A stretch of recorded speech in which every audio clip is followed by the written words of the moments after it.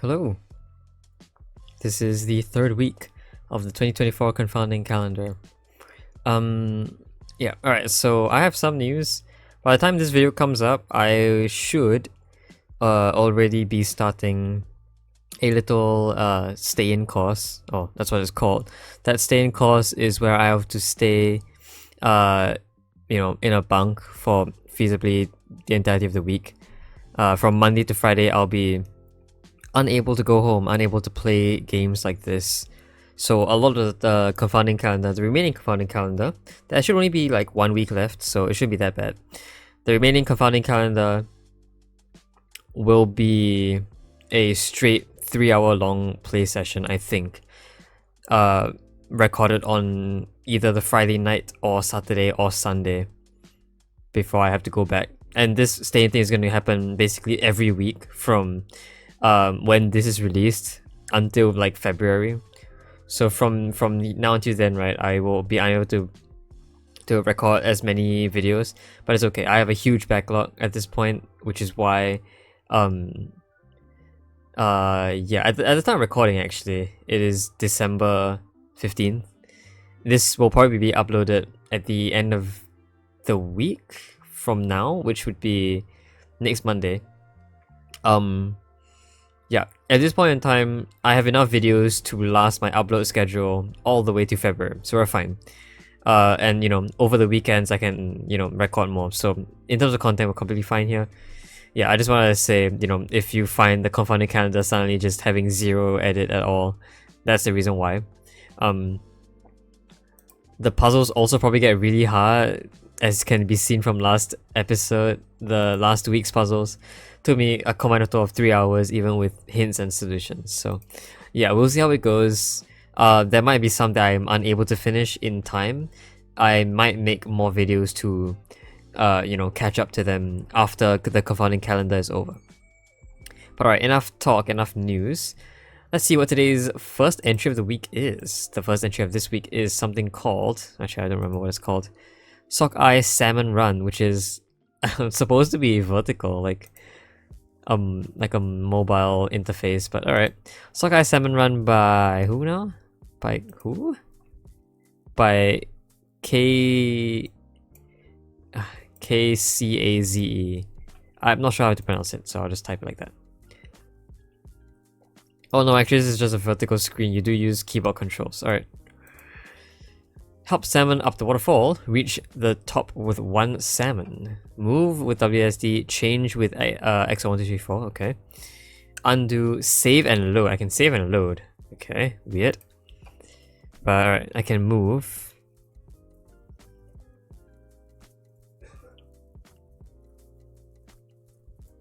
Okay, so I run out of energy basically, but I can basically move around and move fish. I can't go down below my current space, so okay.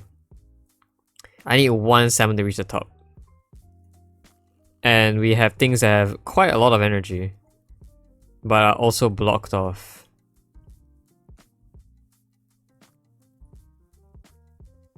Interesting. Okay, but what I can do is leave them here, right? Oh, and they actually gain energy from being on the water. Okay.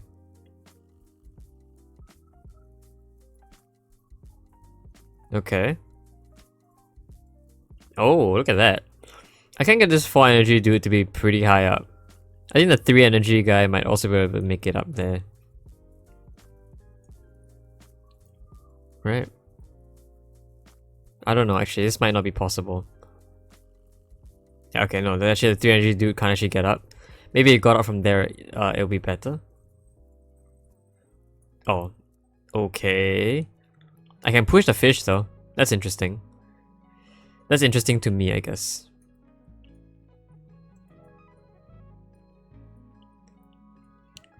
But the fish does drain energy so long as it's not in the water. It doesn't even have to be the one that's moving. Okay. Maybe this is better? Because for this guy can just step here and survive. Not like that though. We need something else. Okay. Maybe the 4 fish has to survive. Because the 4 fish can get up there on its own, it can help everyone else. Right? So it can do this. The 3 fish can get over now by... no. The 4 fish has to be slightly lower. That should be okay, I think.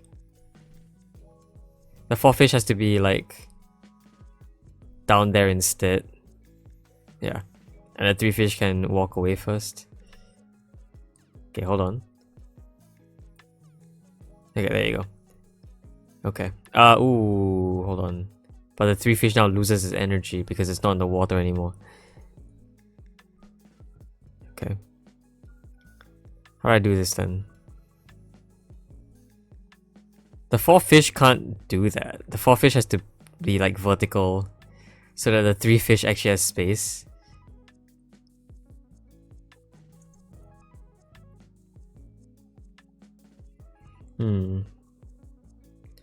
There are a couple issues with this though, like...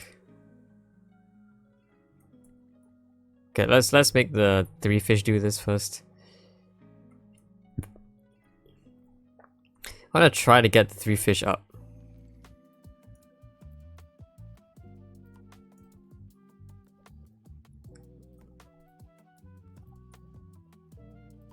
Oh, what the heck? Okay. That can happen. I do see that the 3 fish does take 1 turn to turn around, so is this good? No, it's not. Does the 1 fish have to do anything now? So the problem is that once you're out of the water, it doesn't really work anymore. So like, does the 3 have to take this part then? Maybe it does have to. See, the problem is that it can't actually get over to that 4 fish anymore.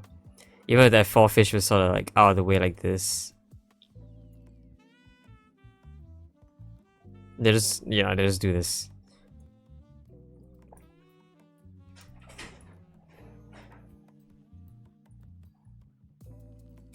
And then it gets stuck. I don't know how to do this. Okay. Let's reload. I need to get 1 fish up to the top. Not the one with 1 lightning, but any fish, I would assume. How? What's this? Is this a hint button? That is a hint button. It's not really a hint button, but it's more of a... Okay. It's a salmon. I'm gonna still call you fish though, that's easier for me. Okay, we can move everything around first, so it's not an issue of where we can start. Okay.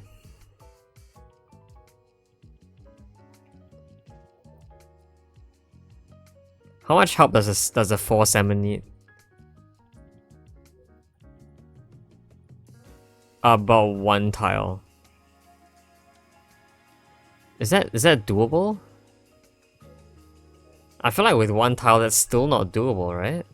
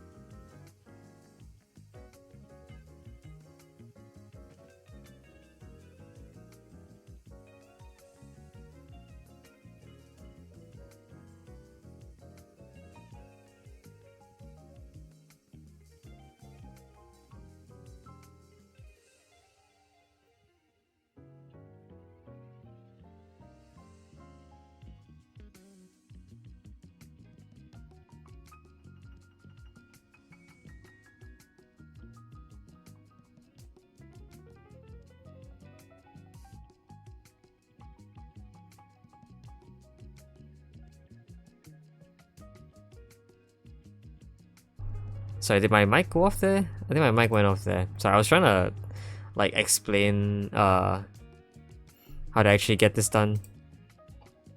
I hope all my explanation about like the news recently went through. If it didn't, it's fine. I'll say it somewhere. Anyway, what was I saying? Right. So what I was saying is that for the 4 salmon to get up there, it looks not possible. It looks like we need quite a lot of trickery. We need exactly 1 spot, I think. Either that we need 2 spots, if you want to cross over the border of the firework with the waterfall. So I was thinking how that could happen. One way you could technically try and do it is by pushing up. However, if pushing up happens, you actually lose 1 energy while being pushed up. So doing this to gain height doesn't actually do anything. You basically move up 1 height for 1 energy, which is the same as before. One thing that you can do, however, is make the 4 fish dead, and as it falls, have the 3 fish, go under it.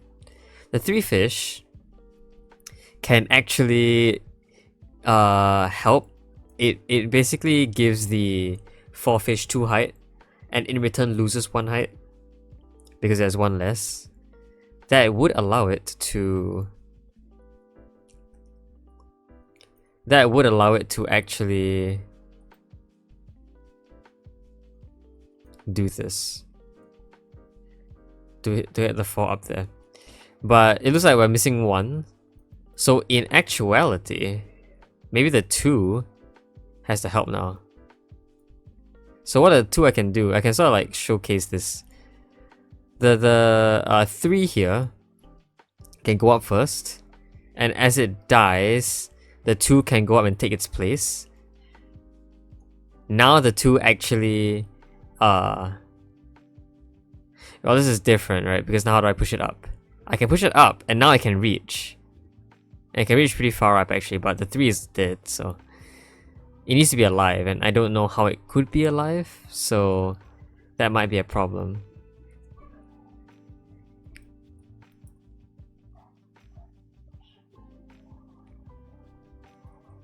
The 3 will always have been dead anyway. Yeah.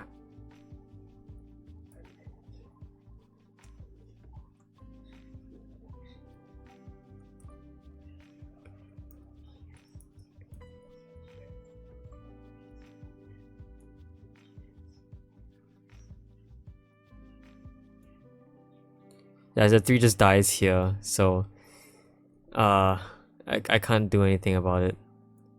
Really. It's kind of close though. The 3 was alive, it would be fine, but I don't know how to keep the 3 alive.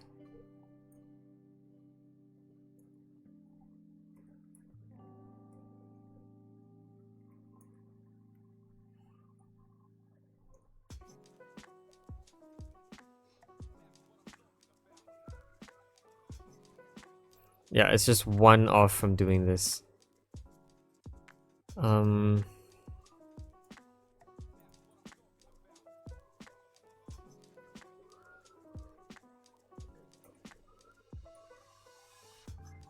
It's still 1 off, isn't it? It's 1 off, but less 1 off now. Maybe the 4 can help. How can the 4 help?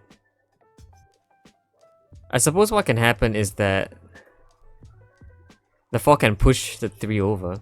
Because the 4 can get there on its own, right? All it needs to do is be able to push the 3 over. So let's see if I can get the 4 down here.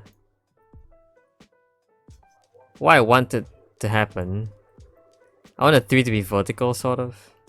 So let's do this.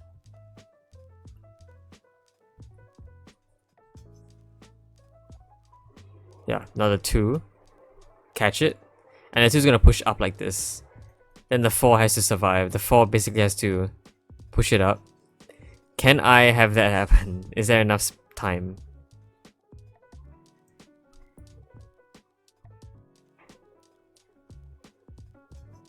Does the 3 instead need to be a horizontal that looks like...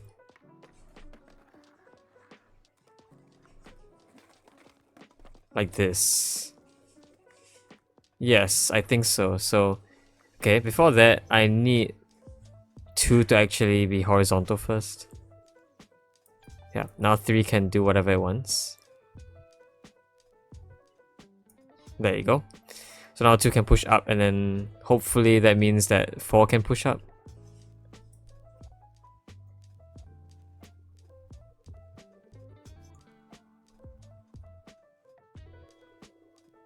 Don't they both fall though?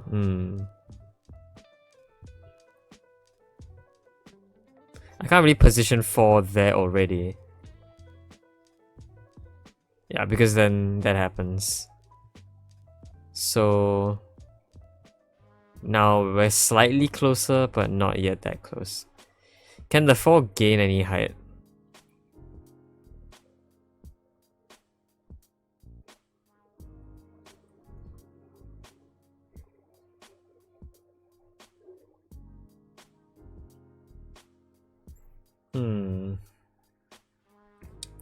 The extra fish doesn't help. Although I do realize that 1 can get here. Can 3 get over there? 3 might be able to get over there. I guess that's somewhat interesting actually. Look at this.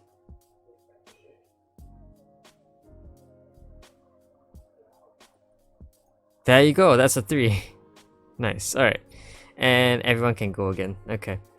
The 4, the 1 should be able to push the fish. Yeah, and then everyone survives. Alright, we got a 3 up there. And I think that might just be all we need. I don't see any issue here. There might be issues, I'm not sure yet. Okay, let's get the 3 over here first. The 4...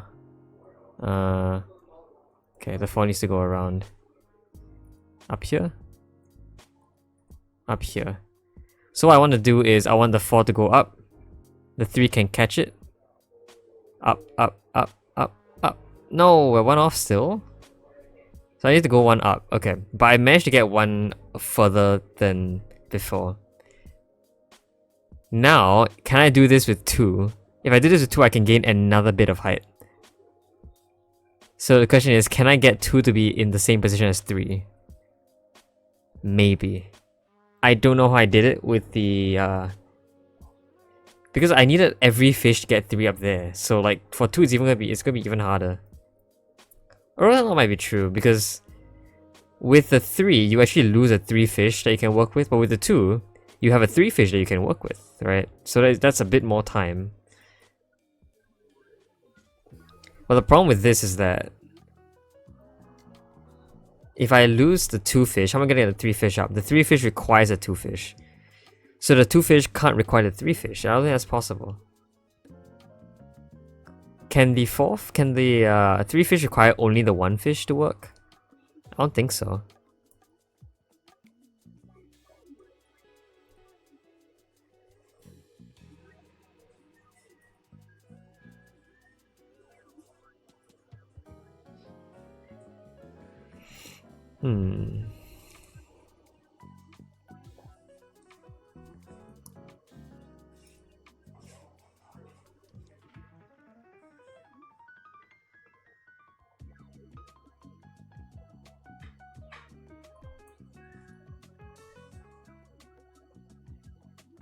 Ah, it falls.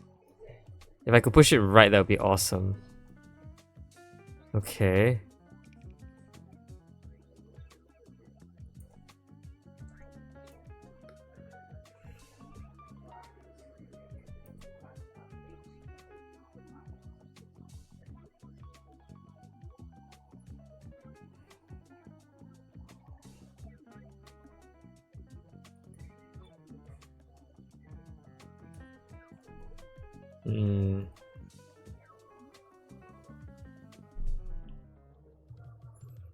Can we get a 2 fish up there like this though? This is probably doable with the 2 fish. It's just how do I get a 3 fish now? Because I don't think I can get the 3 fish.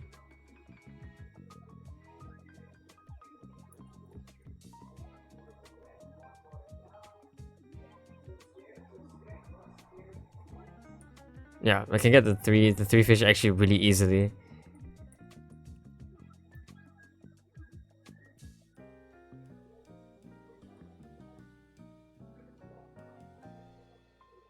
It's just how to get a 2 fish up now. Can the 3 fish help? Maybe.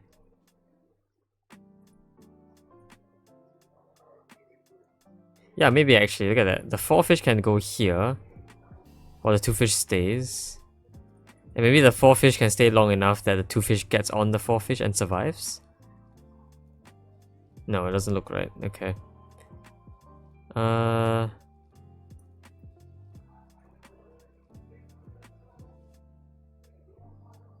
Okay.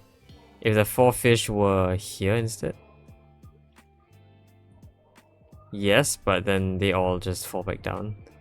Maybe the 3 fish is required to survive this. That's possible.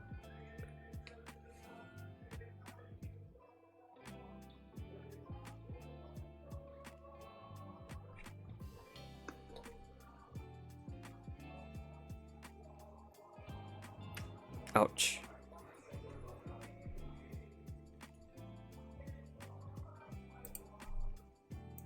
Am I close? I think I'm close, right? I think I'm close. Is it? We still need one more piece of height, which is why I think the 2 fish is required to get up there. That's just the idea of getting both the 2 and the 3 fish up there. I could probably get the 2 fish up there fairly easily. Sorry.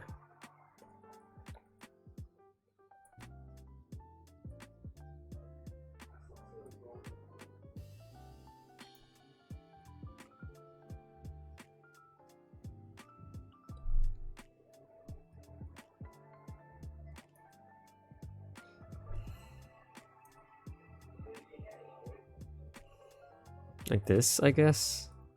Maybe.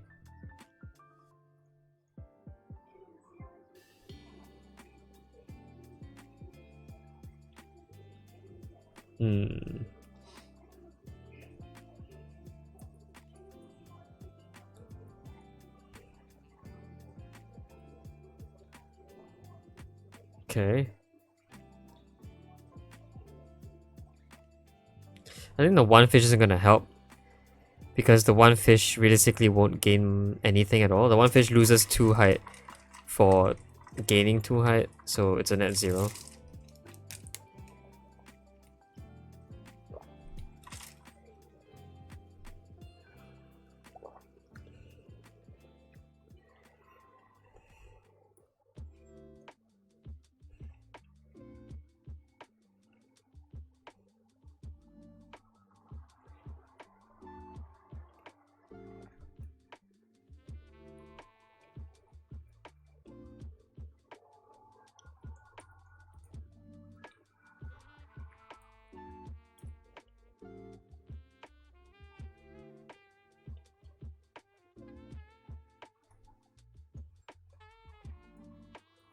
Yeah, they all die at once.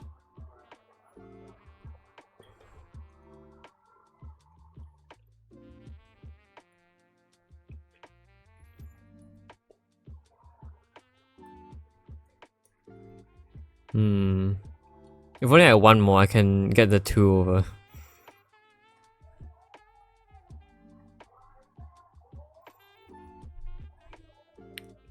Anything better I could have done here? I don't think so.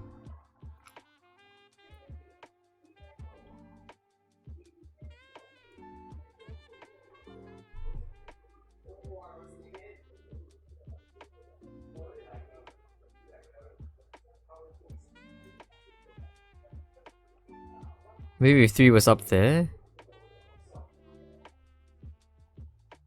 I still feel like it would get into this exact spot basically in 2 moves. Alright? Unless it was someone else.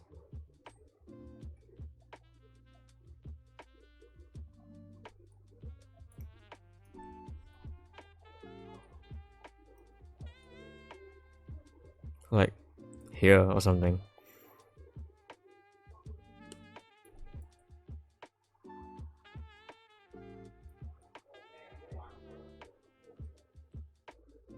What the heck? Can't believe this works, but okay. And I guess that gets the 2 fish up. Okay, and everything still survives. Can the 2 fish go up on its own? I don't think it can. It can, wow. And so can the 3 and 4 for that exact reason. Can the 3 get up there? I feel like the 3 has gone up there without the help of the 2 before. Yeah, it should have been able to. Okay.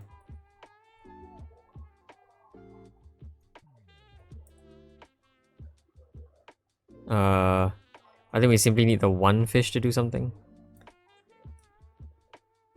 Yeah. And then, hold on, the 4 fish first must be somewhere else. Here. Alright, the 1 fish can go here.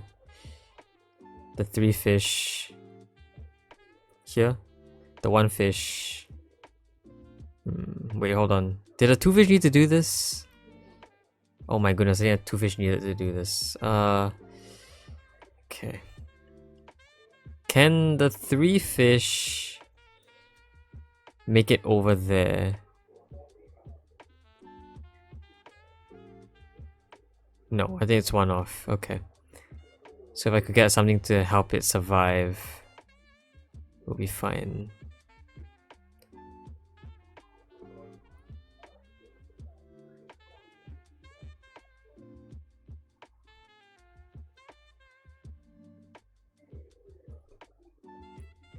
If it were the other way around though, actually.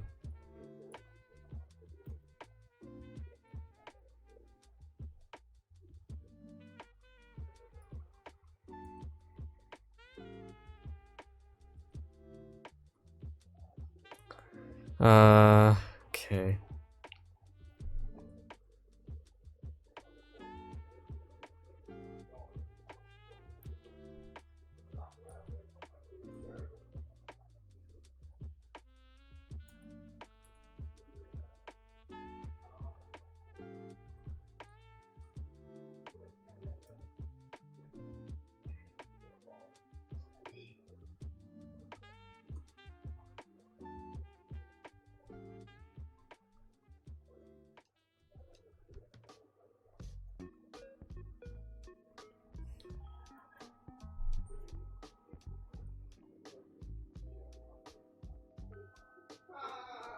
What?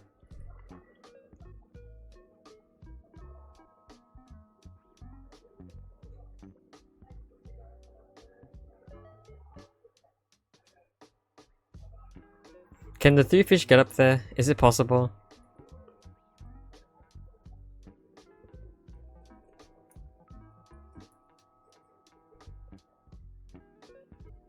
It might be possible for the 2 to get up there.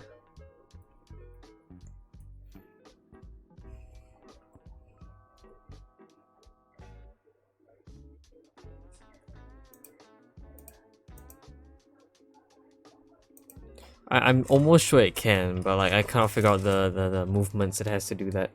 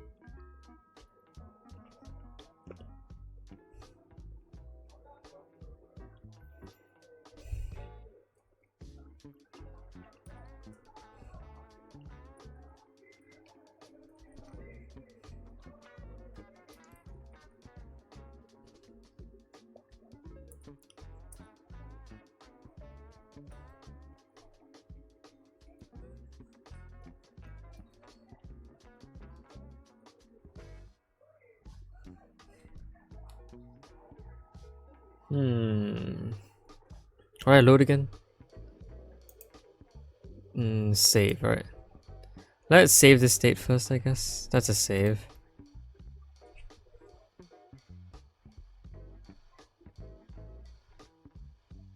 So if I reset, we'll reset from here. That looks like it. Okay.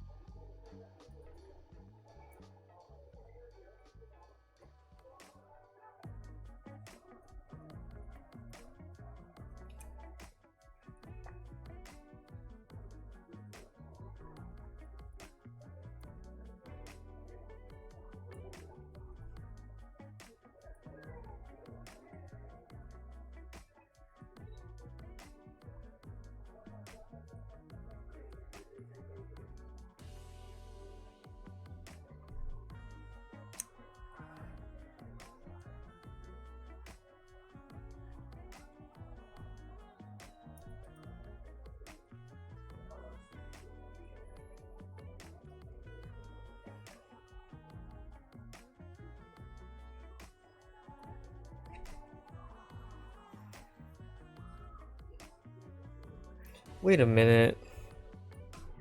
Can the 3 get up itself? Oh, it can't, right. I forgot. You can't stack on fish, right? Oops. Yeah, even without fish, it's actually easier. Yeah, it's just 1 off, but that 1 off requires so much effort. It's just that this 1 doesn't work very well. The 4 needs to help or something. Well, obviously the 4 can't help.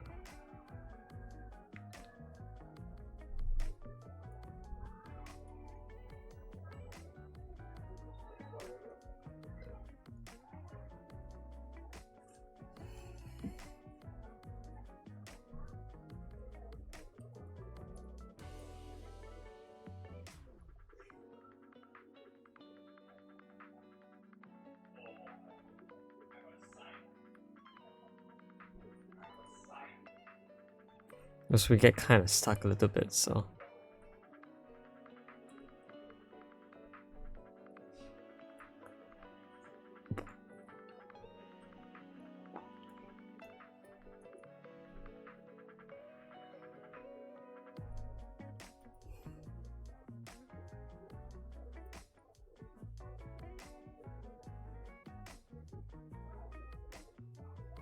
Yeah, well, if I could push you right once, I think we'll be fine here, but obviously I can't do that.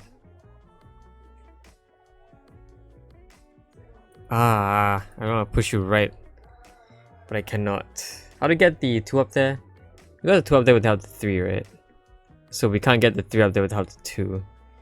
Unless he does something really special. Can I get the 2 there with only the 1 and the 4? I don't think that's possible, right? Doesn't look plausible.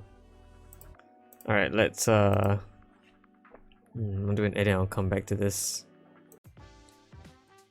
Alright, I have returned. I was looking at this, I was thinking about it for a bit here. I realized, actually, interestingly enough, it's actually possible to get the 1 all the way up there without the use of anything, basically. So, like, with the 1 and the 4, actually, we can get up there alone. And I think I can, if I remember how it is done. I think it's like this. No. Is it this?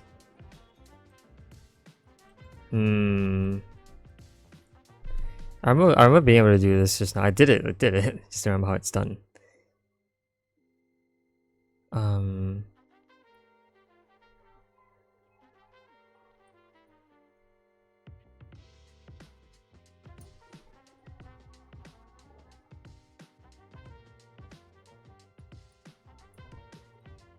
Like this, yeah. Well, not really, but it is somewhat close. I remember doing something like this.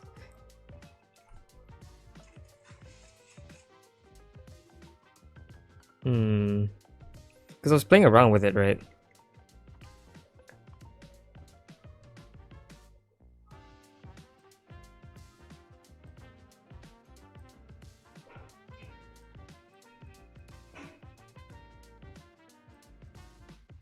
I don't know if I would like to look at my past footage here.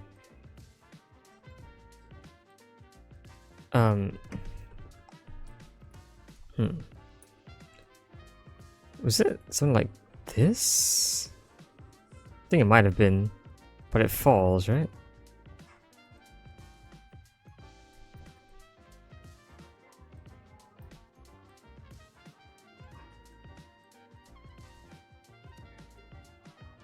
How if I did this? 4 pushes over, 1 goes up. No, not really.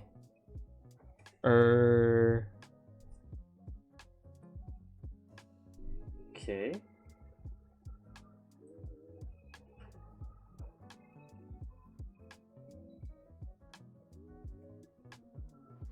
What if 4 pushes 1 over like that? That works. Yeah, I think that's how I did it.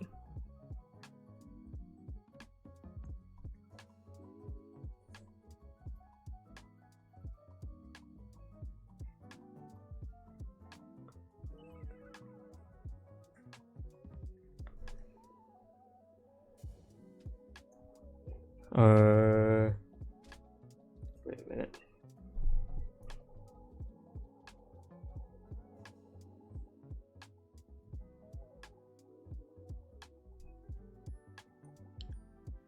Right. If I call this over here, I get my stamina back, and I think only now can I push something over. Yeah, and then we can basically sort of almost repeat this step, basically.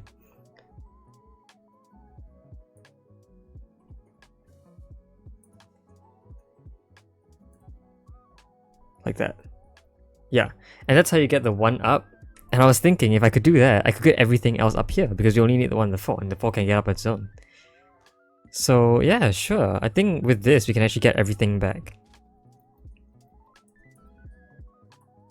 So let's start the 2, I guess.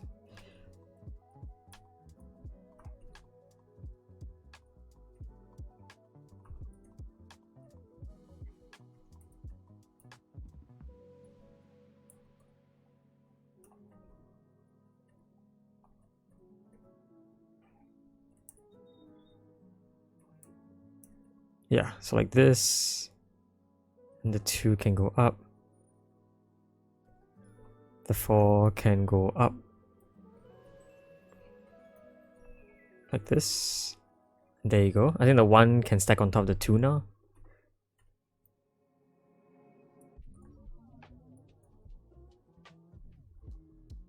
Yeah, and then the 4 can push that over. Ooh, hold on. So the 1 has to be vertical like that, so I think the 1 has to do this. The 2 has to go here, and the 1 stacks on this 2 like that. Yeah. Alright, now the 4 brings the 3 up, which shouldn't be a problem, since we've already done this.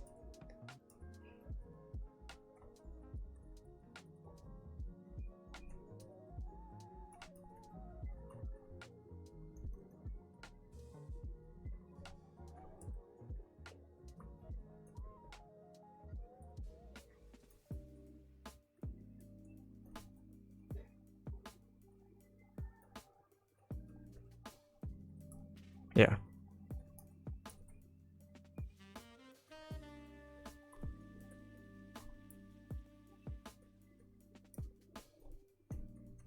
There you go. Now basically you just need to stack everything on top of each other. Well, I'm pretty sure the 1 isn't needed, so honestly it really isn't that much of an issue here. Okay, let's see, the 2 goes here, the 3 goes... the 2 goes this way, and the stacks upwards. The 3 goes underneath. The 3 has to have stacked underneath first, so the 3 goes like this. The 2 does its thing. The 3 goes underneath and climbs up. And the 4 now goes underneath that, so we just follow the exact same steps. 3 goes here, goes up, 4 slides underneath, and this should get everything out. I'm just gonna scroll up a bit. There you go, that's a win. Actually, we could have gone a lot higher, but alright. Cool. I like that. If I were to be fully honest, I don't think I got this solution myself.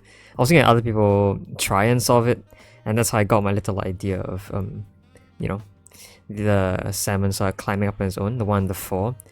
Because I did have a problem with the 4 pushing the 1 on its own, but like I saw after a bit how it could have been done. Alright, and that's it for you, I guess. That is Sockeye Salmon Run. We're gonna move on to the next day's entry now. Alright, I'll see you there. Hello. Hold on. Let's let the music start.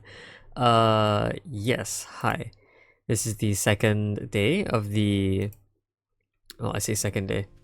This is in fact the second entry for the 2024 Confounding Calendar. So, yay. The first entry I think took pretty long. Let's hope today's entry is not that long. I am very slightly tired, so that might affect my puzzle solving ability, but hopefully not. Today's entry is... what's it called? Snail Boxes by Vexorian. Oh, Snail Boxes 0.2 apparently.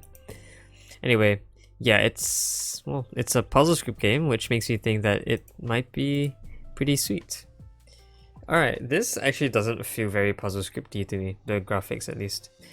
Alright, so I'm this character here who can move around and not affected by gravity. Okay. Why is that a little wobble every time you walk? I don't know, it's a bit weird. It makes sound though. When I walk into a wall, it crashes. And these boxes. Okay, are these paint boxes? They look like paint boxes. I see. Oh, and also, okay, so I get it. These are boxes with paint under them. I don't like steel boxes, but that's probably something to do with it. And boxes of a different color cannot go on the trail of a box of a certain color. Cannot go on the trail of a different color, basically. Yeah. Okay, so what I had to do here was move the red out of the way, and then move the yellow down. Okay. Whoa. Checkpoint, I see. So if I restart from there. Okay. So all three of these, I see. And that's like a one-way exit. Interesting. So I need all three of these to be covered. Got it. How? Well, I suppose one way I could do it is...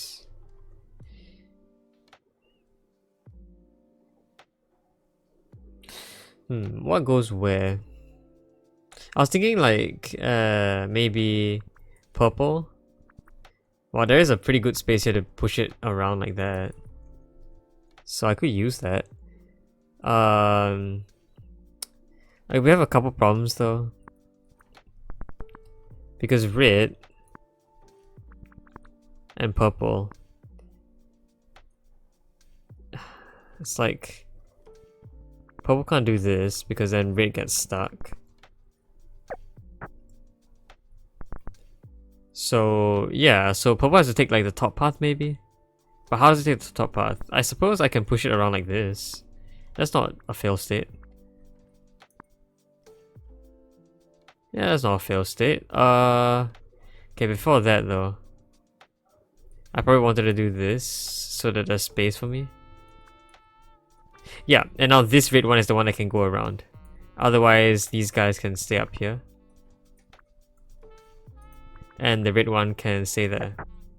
Okay. Cool. And checkpoint? No. Okay, but it looks like this is... Oh, that's a checkpoint. That's a checkpoint square. So it looks like this is a one-way thing. I can leave like this. That's an eraser. I see. Okay. That could be useful. Okay. So, what do I want?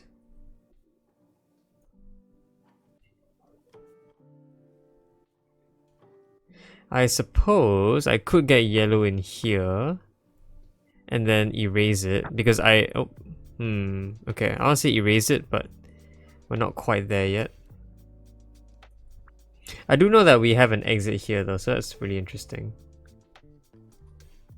Right. Unfortunately, I can't erase this, so only purple cells can go here. If I erase it, it gets stuck. What I want to do is get something else in here, so maybe the red can help. But once red leaves, it leaves. So it's almost as if I have to get the original sponge in there. But I can't, because if I do that, then this guy is empty. So, alright, is there any way to have done this differently? And I just need to solve this problem because otherwise I can't go down here.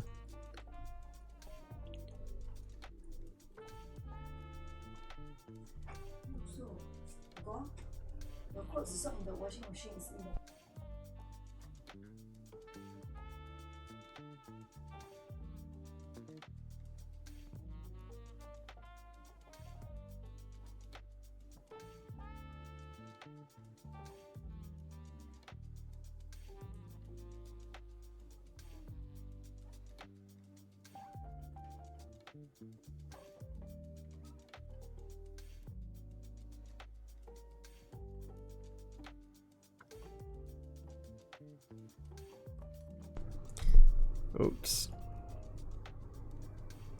So what was I trying to do again? Right. I really don't think I could have done this differently. Oh, but you know what I could have done? I probably could have done this first. I don't think I can clear that one out though, but maybe it's fine actually. The red one can actually go through here. Alright, because I did want to get the red one through without any issues.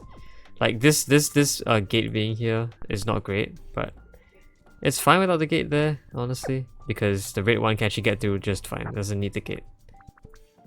Like this. Okay.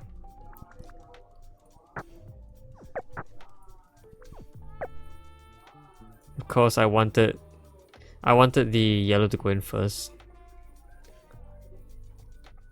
Alright, so let's get the yellow go in first. We just want to clear this because if the red just went in itself, it's gonna get stuck on the yellow. Yeah. I really like the graphics of this game. Like this particular thing here has pretty interesting graphics. Anyway, red has to go here first, while yellow erases this exact spot. And now red goes in. Maybe red goes in from the top instead, so there's space. Maybe I have to do that to maneuver the yellow.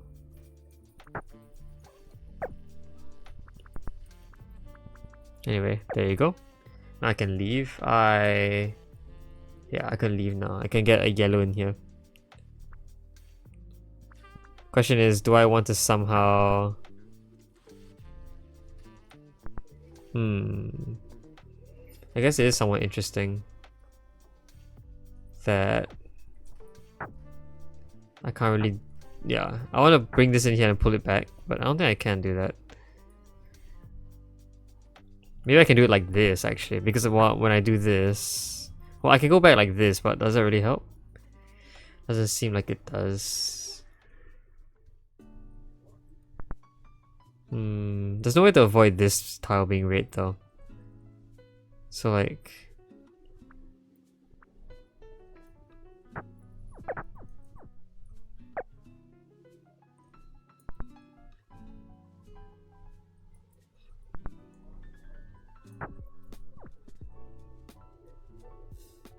Yeah, something doesn't feel right.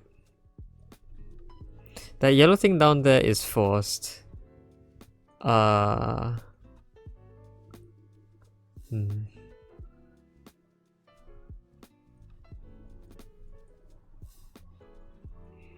this red thing over here is also forced, so I'm not sure. What's our goal again? Probably to get stuff down here. Well, I do have a lot of space here, so cool. I guess maybe what I actually want is to get the eraser in, because the eraser can go in. It's just how do I get the eraser in, and it looks like I probably can't unless I try really hard. Like this yellow block looks like it was meant for that exact purpose, but as of now, I'm not entirely sure how the yellow block actually gets to where this one is.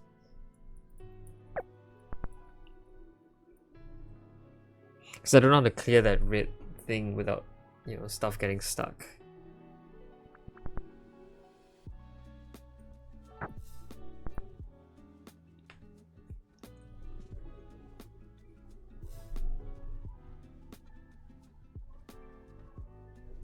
Alright, question. What if I did something really weird? Like with the red, what if instead I caused the gate to close while the red was there? This is a very long process. Hold on. Of undoing. Which I could have just restarted, but it's fine. So like instead, the red does this, so when I actually put the red on there, it closes on the red. That's somewhat interesting. Now it closes on me. Huh. Okay, I mean, it doesn't help, does it? I don't think it does.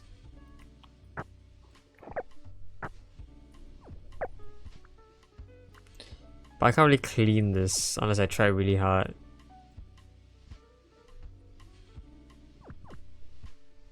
Maybe I can if I did something funny like this. It really does seem to get you stuck though. Okay, I think where's the... Can I move the top yellow thing here to make way? Actually, even if I did this, it doesn't really help me, because once I go in I can't get out.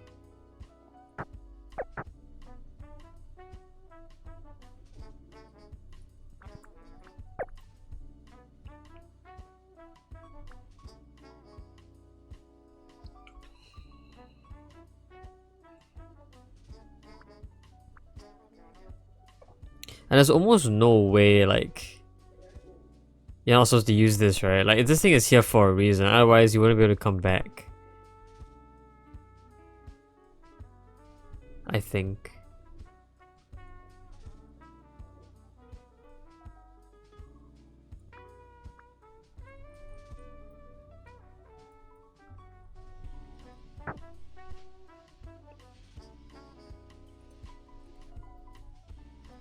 Wonder if I can get the tile down here so I can push it down, but it doesn't look like it either. Alright, we can try playing around down here and seeing what happens. I think we definitely need the eraser here. I honestly have to not use the eraser at this point.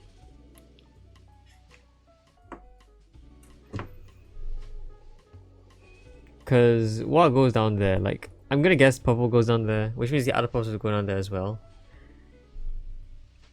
Yeah, also we need 5 blocks, and there are only 4 blocks here, so either the eraser has to go down or the yellow one has to go down.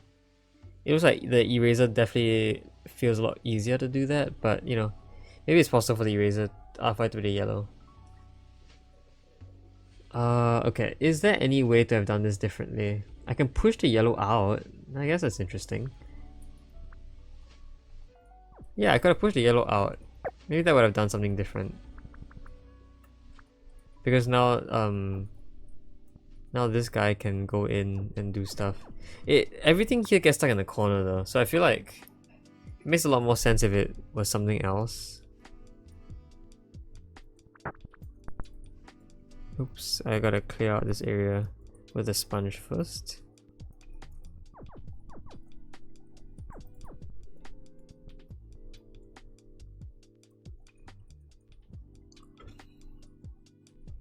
Okay, let's hold on. Give me some space.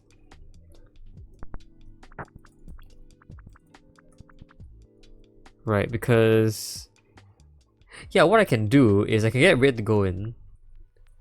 I can get red to do what yellow's drop first. And the good thing about this is that whatever I did with red just now, I can now do with yellow. The positive thing about that is that now the yellow at the bottom won't get stuck anymore because it's going on the same color as itself. Which means I can in fact push it in however I want. So I can do this and get it around. Generally speaking though, I probably want it to be replaced seeing the sponge here, so that this can come down and help out. Yeah, alright. So this feels like the final state of the puzzle, where I get the sponge down here. I probably don't want to do that yet, but I think we're close to finishing this finally. Okay. So okay. So for these two things, these two X's down here and the one over on the right, they just have to be two. They don't have to be. They could be one of one color and one empty, one eraser. And then the last one of its color goes in the isolated X. But there has to be a duplicate somewhere. So either the X down here has a duplicate purple or duplicate red, or the X up there or on the right has a duplicate purple or duplicate red. Can I get that to happen? I mean, I think the answer is probably, it has to be yes, but if I had reds here, can I clear it out with the eraser? Looks a bit suspicious. I don't know if I can do that. Okay, let's see. What if instead I put the yellow block in first? So what I want to do is push the purple block in. I want to make space.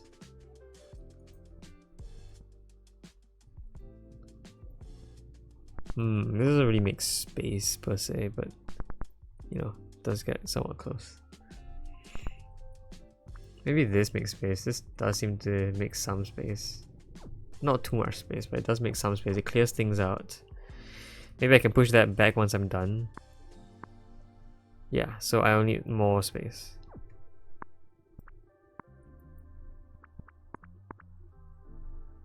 This seems okay. Now I can do this. I can push.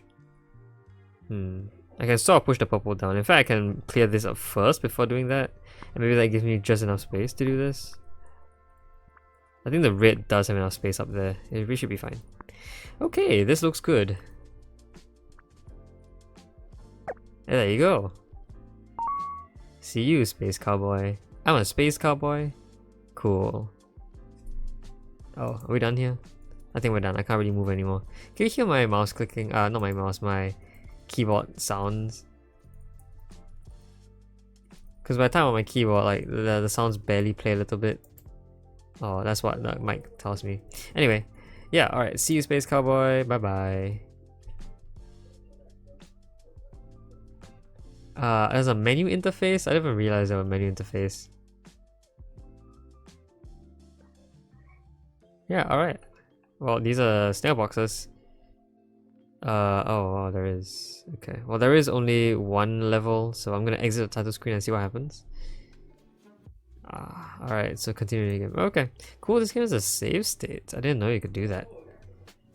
Oh, wow. It saves all the way from here. Well, okay. It's fine. I've solved it. Yeah, that is snail boxes, I believe. Snail boxes 0, snail boxes 0.2. Yeah, alright. Really cool, tiny little tidbit of a puzzle. That was great. I will eagerly await the next day's entries. Until then, though, this is the Confounding Calendar. I'll see you guys tomorrow. Yeah. Hello. Yeah, this is the third day, I think, of the Confounding Calendar 2024 week 3. Yeah, let's go in without further ado. Today's entry is Bambo. What the heck? Bambo Runching? Bambo Runching. I have no idea if that's in a different language or if it's something that I'm just not familiar with. By who now?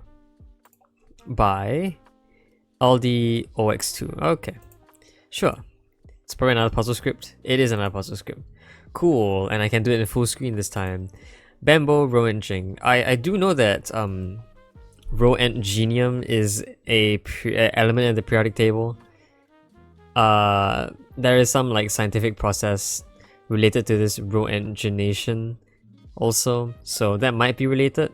Either that or this is just a different language that Roentgenium takes its name from. That's entirely possible as well. I'm not gonna think too much into it. Let's just start. Kill all enemies with bamboo. That is a pretty wide screen. You actually can't see the full screen. Let's zoom out a little. Alright, you get to see my full screen today.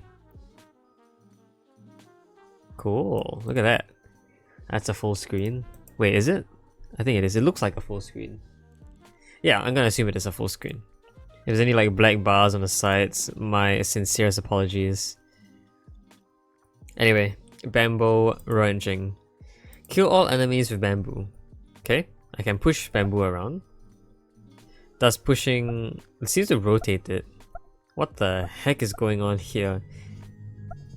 So if... So look at this. This causes a rotation like that. This causes a rotation like that. Well, this doesn't because the rotation isn't possible, I think. So any side push causes a rotation. This causes a rotation plus an upward movement by the bamboo pushing me, I guess. Oh, okay. Also, bamboo gets killed by enemies. And alright, we have... Oh my goodness. What is this? Okay, I see what's going on. It's like a physics-based thing. Alright, so like, I think that was forced, the killing of 2 enemies with bamboo there. So we're stuck here. This... Basically, I think this might be a rolling technique. So you roll the bamboo across and it sort of pivots around this point where I am and then goes around and lands here. Yeah, this causes a pivot upwards and then I get shoved over. This doesn't have any pivot because, you know, pivoting on that tile over there to my right doesn't do anything. This should pivot back though and push me over. Yeah. Oh, and this kills me because I can't push the bamboo from the sharp side. Whoa. Wait a minute. That's probably an unintended mechanic, isn't it? Yeah, this shouldn't happen, but it does. that breaks the bamboo into 2. But the problem is that, you know, this actually doesn't really work out for us because... How do I get this one in there?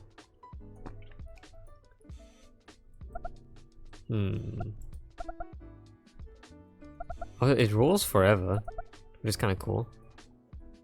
Doesn't really help me. Is this a bad move? This might have been a bad move. This whole pushing up thing. I think it's bad. Like, it gets this stuck, so I'm not sure if that's great. That is a break that does do well though. So what happens here? It rolls this way. It lands in this position. Tries to rotate, so these 2 things land here. And then that rotates around this point. So there's one here, there's one that stays here, and one that moves up here, I think. That's one way I would describe it, I suppose. Okay, I don't think this kills, so we need to find someone to rotate this. Can I multi-push like this? Yes, but I don't know if I can rotate this thing anymore. I guess I can try to instead use this guy to be a vertical instead, I guess. Doesn't look very promising though. How do I get a verticality to happen? What the heck? So the bamboo rolls into the bamboo here. Sure. Okay. This also pushes it up infinitely. Can I get this out of the way? I think the answer is yes. Okay. Because I wanted to get it to roll upwards, right? This guy's in a way though. And also if I rolled it, yeah, it would just do that kind of nonsense. So I guess not. Maybe what I want to do is instead have it be in a vertical position like this. If I could get this block out of the way, I could show what happens here. Okay, so for demonstration, let's just roll it down first. Does this do anything? It does in fact break it into more pieces, and I can kill this guy. But it's 2 vertical pieces, and I don't know how to rotate singular pieces. I don't think I can. So it feels like first I need to actually get this piece out, which I think isn't that tough. I can push it out like this. Only issue is that this rolls, and rolling is not great. Yeah, look at that.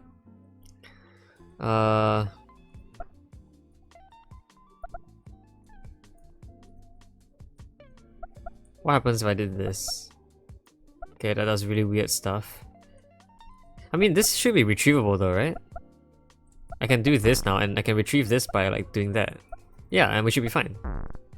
That kills all enemies. Okay. Well, that was fast. Bamboo Roaching. Yay! Alright, very short and sweet puzzle. You can see my full screen now. Ta-da! Anyway, alright, back to the zoom in. You see how many tabs I have? That's insane. I never meant to have this many tabs. I should probably clean it someday. But yeah, I have a lot of ongoing like tabulation projects. Basically, I'm starting to calculate the stats for all the games I play for completion's sake. Alright. Yeah, anyway, that was a pretty fun little short game.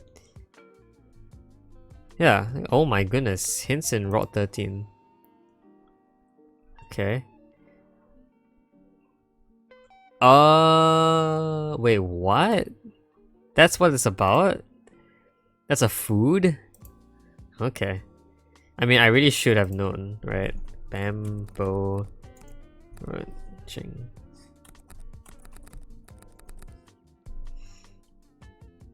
Oh, you are right, it is a food. Oh, no, it's not. What the heck? I mean, I think it's a place actually. You know what? No, it's not a food. It's a it's an eatery basically. It's just a place where you eat stuff in Indonesia, which is pretty close to where I live. I don't live in Indonesia though. But anyway, yeah, that was when we were watching. Pretty fun, just random discovery. Okay, yeah. I think I'll see you guys tomorrow for the next entry. Bye bye. Hello. This is I think the 4th day of the 2024 Confounding Calendar week 3. Yeah, alright, let's just get into today's entry. Today's entry is Strange Symbols by Galactica, I believe. Galactical, my bad, yes. Strange Symbols by Galactical. Alright, this is a full screen puzzle. Okay. Let's full screen this.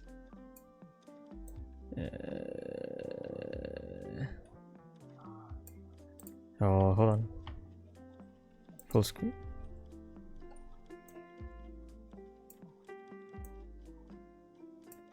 That's full screen, I think. Okay. I feel like there's more stuff down here. Anyway. Hopefully you guys can see this.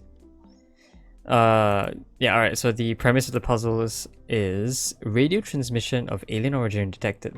Adjust how the message is displayed using the dials. Click blanks to enter the unique correct answer. Alright, because you can't see it here. Wait, I can't see here either, so. Alright, so I see what this is about. This has to be like similar to how the code we sent out to space worked.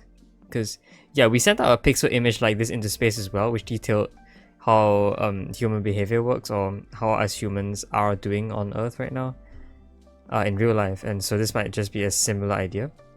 It's more math than language. I could eliminate contradictions. What's the rule? Okay, hold on. Let me reload this page first to see, make sure everything's resolvable. Okay. Undialed 176. Ah, alright, so what is this? Is this number of rows and columns? Alright, yeah, okay, this is the number of columns there are, and this is the number of... Oh. Right, this is the number of columns, this is the number of the shifting. Okay. Cool. So click each blank to fill in. What? So okay. It's just toggling the blanks on and off. I don't think we can toggle anything else. So we gotta select which blanks to toggle on and off, I suppose. Okay. There's a little bit of a very slight ordering. If you shift it well enough, you almost get some sort of nice looking symbol. Like, look at this. It's a pretty cool pattern that forms. In fact, this forms exact grids. I see a skull looking thing over here. So maybe with more columns eventually it will show up. Okay, it's another one of those things. So, okay, there's a huge gap over here. This tells me something's close by. Right. Okay, maybe it's further in. I see... Yeah, the columns are showing up like very... Well, it's not very often, but they do show up. It looks like it's not the same as before though. When was the last time this showed up?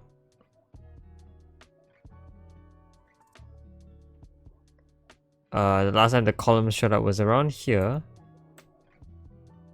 Okay. Well, this definitely looks interesting. This is like where we start. This is exactly the correct number of columns, by the way, to fill in an exact rectangle. So it's just I can't shift it to, you know, be vertically synced properly. And I don't think I can even if I wanted to. I could get slightly closer by looking for another cycle that works here, but I think at that point it's a bit too far out to find a cycle that works. So like 43 seems to be the best option we have. Yeah. This is the clearest I can form this image, and I see, what is this? Is this a death skull? No, this is the origin. Okay, this is the alien's symbol. I realized that. Okay. So this looks like the right one, right? This is like, well, a somewhat correct way of doing this. If I change the number of columns, I will eventually see something, but what else can I see? The next correct cycle is when? Here? 86. It's every multiple of 43, I guess. And I guess it's split out a bit further apart. The thing is now the alien symbol is just spread out, so this doesn't feel right. And next multiple is I think 129. So shifting it all the way there. Yeah, we get a lot of blank. We get a lot of like big symbols here. So no, I think it's just 43 that we're supposed to look at. And we're supposed to decipher this. It's like 1 1 2 1 3, a different 2, 1 2, a different 2 than 3. I don't see how this works, but these two look very similar. The one goes into the 2, the one goes into the 2. This 2 stays the same, but this 2 goes back down to 1. Like, my guess is this. But, you know, maybe that's not true. It's like a growing sort of sequence. It's 4 sets of sequences. Oh, here it is. It looks like 4 sets of sequences. Maybe not, though. It looks like the horizontals sort of... This horizontal 2 and this L shape stay the same. They stay consistent for basically the entirety of the message. Actually, there's also this top line over here that is slightly shorter than these lines. Is it its own line, I think? And it's not cut off. No, it's not cut off. This one is just... Okay, I get this one. 1, 2, 3... Oh, 1, 2, 1, 3, 2... Then we have something here as well to fill. It's more math than language. I can eliminate contradictions. What is the rule? That has to be important somehow. Eliminate contradictions. Is this a summation? Is this like binary?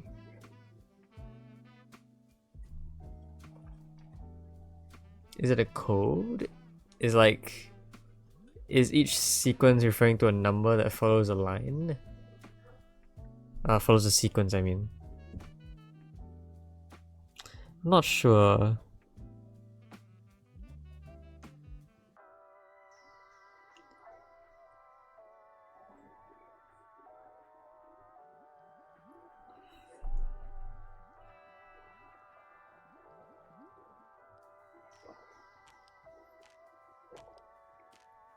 Maybe it's like quaternary or something.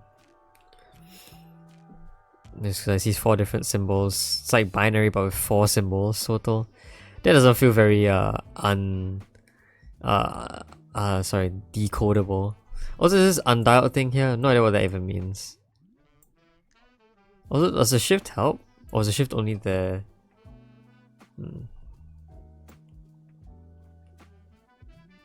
Of course, with enough of these I can go all the way across, but that's not gonna help. And we can see exactly how many symbols there are. Quite a lot. I don't think I want to do this. Let's go all the way back.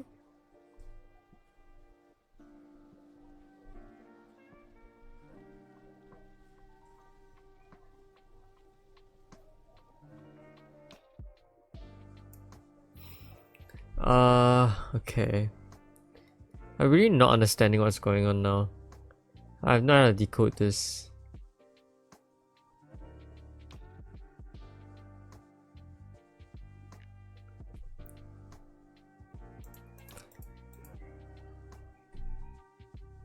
Let me see.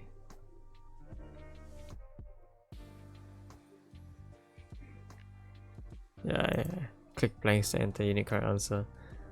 It's like 1 1 1 2 1 1 1 2. This is a different 2 though. It's like certain ones become 2s. Certain ones don't. This one goes back to 1. Is it like a under certain conditions it changes and under certain conditions it doesn't?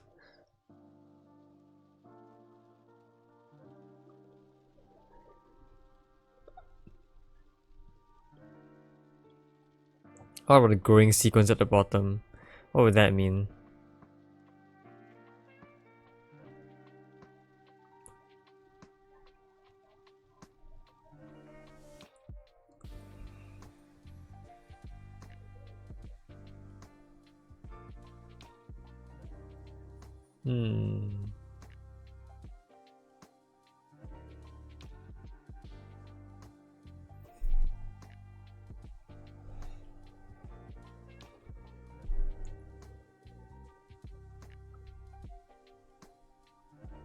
What does it mean to eliminate contradictions? Like, is it like a...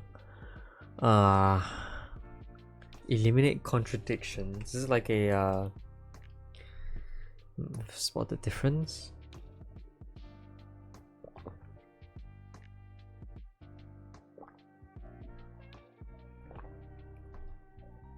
Count maybe the index of which ones are different, like in the... Is there any comparison to be done at all?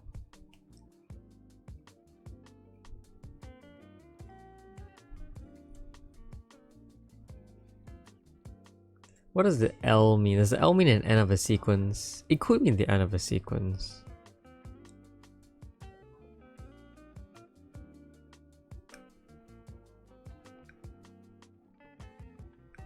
Alright. Or maybe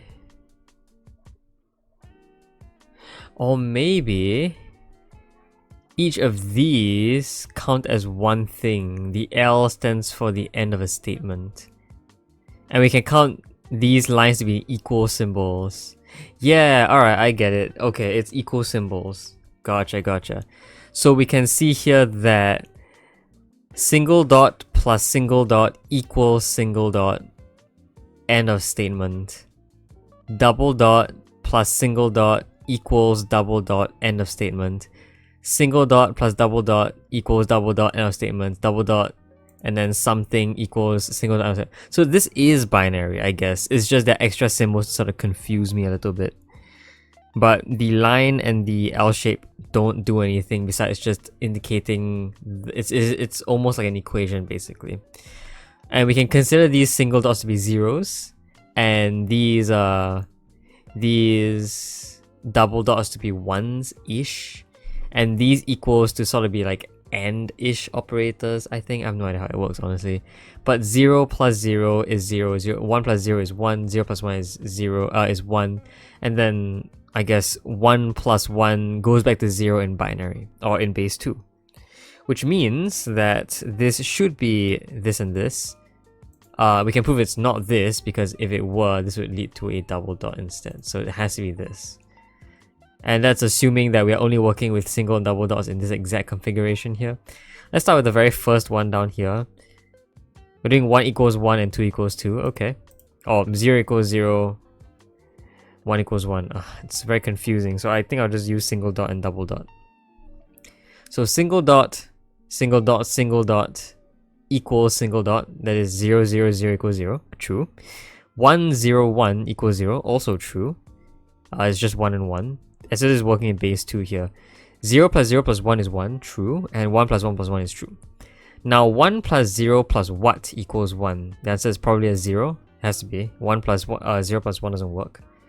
Then 1 plus what plus 1 equals... Sorry, 0, my bad. 0 plus what plus 1 equals 0. Has to be another 1 for it to carry over to the next to a 0. What plus 1 plus... Sorry, yeah, what plus 1 plus 0 equals 1? It has to be another 0. 0, 1, 0. And then 1 plus 1 plus what equals 0? It has to be another 0. So the 1s and the 1s cancel out and then you get another 0. Okay, and then 1 plus 1 plus 1 plus 1 does carry over to 0. 0 plus 0 plus 1 plus 1 plus 1, this would carry over to 1 in binary. 0, 1, 0, 0, 1 is... Oh, these are equivalences now. They're not equal to any single answer. So this 0, 1, 0, 0, 1 is equivalent to 0. So 0 plus blank plus 1 must be equivalent to 0 as well, which means that this must be another 1. Okay, in this row it ends in a 1, so 1 plus 0, 0, 0, 1, 1, 0, that's 3 1s, plus something, gives you another 1, so it has to be plus 0. Okay.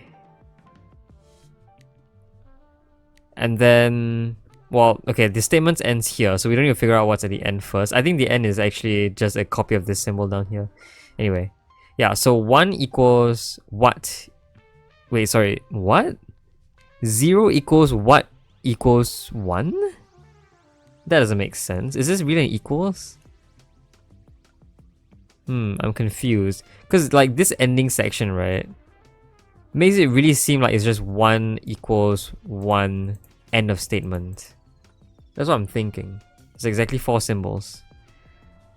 But maybe the L doesn't mean end of statement anymore. It seems to have worked out so far with every statement that has been completely filled, where the line equals an equal sign and the L is the end of a statement.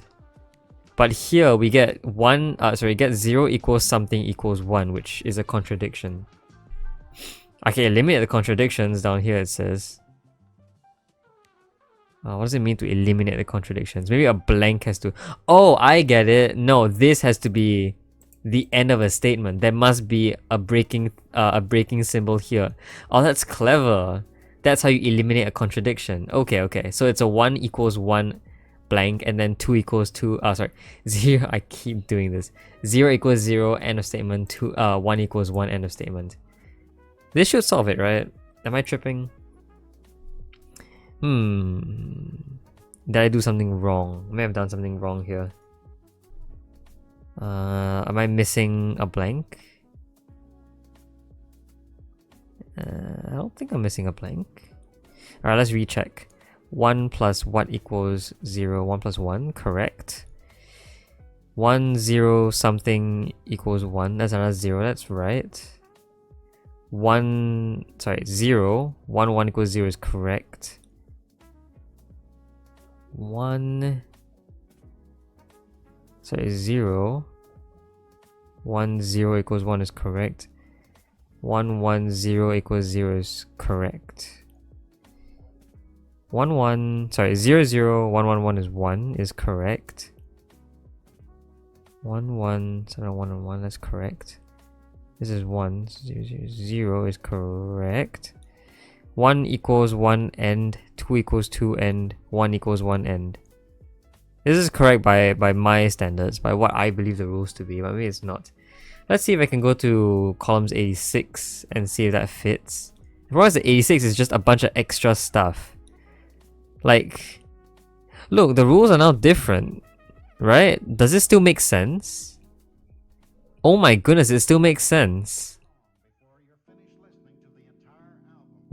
0, 1, why? Why does this make sense? There's also like wrapping, which, doesn't fit anymore. But it still makes sense. Like, where in the world does this come from? Is this like a snippet of the last section, or did like things combine from the last the last set of symbols to make this new one? And is everything still correct in this case? There's an end of statement here that doesn't make any sense. Actually, yeah, this area doesn't make any sense at all. Yeah, there's a lot of stuff that doesn't make sense here. But this one purely doesn't make sense. I can't even make it make sense anymore. I can't put an equal sign in here because everything in the top row is already filled. Okay, what if I keep going to the next one, which is 129? Okay, yeah, then the symbols really don't do anything anymore. Okay, let's go back to 43 here. This is right? I double checked. This is right, I think. I wonder if there's anything I need to do to solve this once I'm done.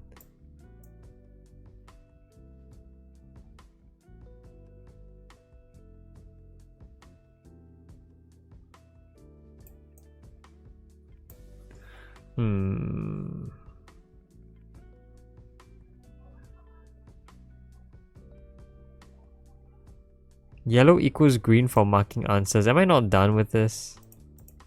I feel like I'm confused. Yellow equals green for marking answers. Oh, right. Yeah, okay. Yeah, when you mark your answers. So this background color is green. I just thought it was a different shade of yellow. I guess you can consider it green, I guess. Well, what does undialed mean, by the way? I'm not sure.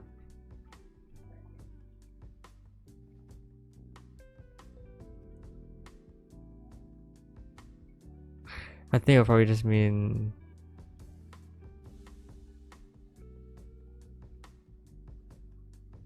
I think it'll possibly just mean that if your answer does not line up with the given information, then your answer is wrong. Look, I really don't... Do I need to somehow shift this in a way that it fits into one picture? Because I have no way I can shift it. Oh! Oh my goodness. Wait, this switches columns. I always thought it was just like a left right shift. Like every column perfectly wraps to the next on its own row. But no, every row wraps to the next one. So continuous shifting actually shifts it over. And so this is the full image. Unsolved? What? I mean, it is solved, right? Is this considered solved? I'm done, I think. One. Oh, this is some. Oh, right. Okay, let's do stuff that's not. There you go. Solved. Also, that was just the one thing I accidentally unclicked, I think. Anyway, there's more stuff here I didn't really read. The aliens receive a message and say, "Guess there is intelligent life on Earth after all. Good job." Yay! Okay, nice. That was a very cool puzzle. Yeah, actually, let's see if we can read up on this. This is something known as the Arecibo message, which yeah, I saw a video about it like a while ago. Yeah, it was pretty cool. What we did with the Arecibo message is yeah, this huge set of pixels here that actually means quite a lot of things. You do see a human, you do see like this double helix structure. So this is sort of a pictorial demonstration of what happens to us. On top of all the important mathematical things we've discovered. And then I have no idea what's going on here. But yeah, so alright, so I think this over here is the sort of directory that leads you to discover what means what. I think. Yeah, the top row means the numbers 1 to 10, yeah. Yeah, so you can see everything that this message consists of. I see, alright, so here we have this over here is the atomic numbers. 1, then 6, I think. Then stuff, and these are for what makes up DNA. So this is literally the atomic numbers of the elements that form us. After that we have this is half of DNA. The green one is the other half DNA, the 8, not 8, 5. Yeah, the A, G, A, C, G, T, and U, I think. The 5 different connectors you can have in DNA. Connectors? I don't know. Anyway, after that, what is this? Oh, okay. Interesting. And then we have the dimension of an average man. Oh, blue and white. Oh, interesting. Okay. So this is the average height in what? Not what now?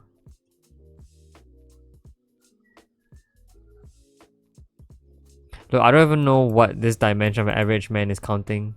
This blue and white thing apparently counts the average dimension. Or maybe it's like just length and width in general. This is the aspect ratio of it. Maybe. And then a graphic of the solar system in what color? In yellow. Oh wow. Oh wow. Yeah, this is okay. I mean, I wouldn't be able to tell that because I would read this as numbers, but I guess numbers up here already do this. Okay, yeah, and then the object used to send out this message is drawn over here, and then this dimension is written below. Cool.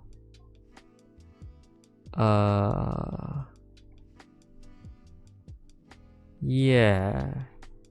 Okay, so this is the double helix, yeah.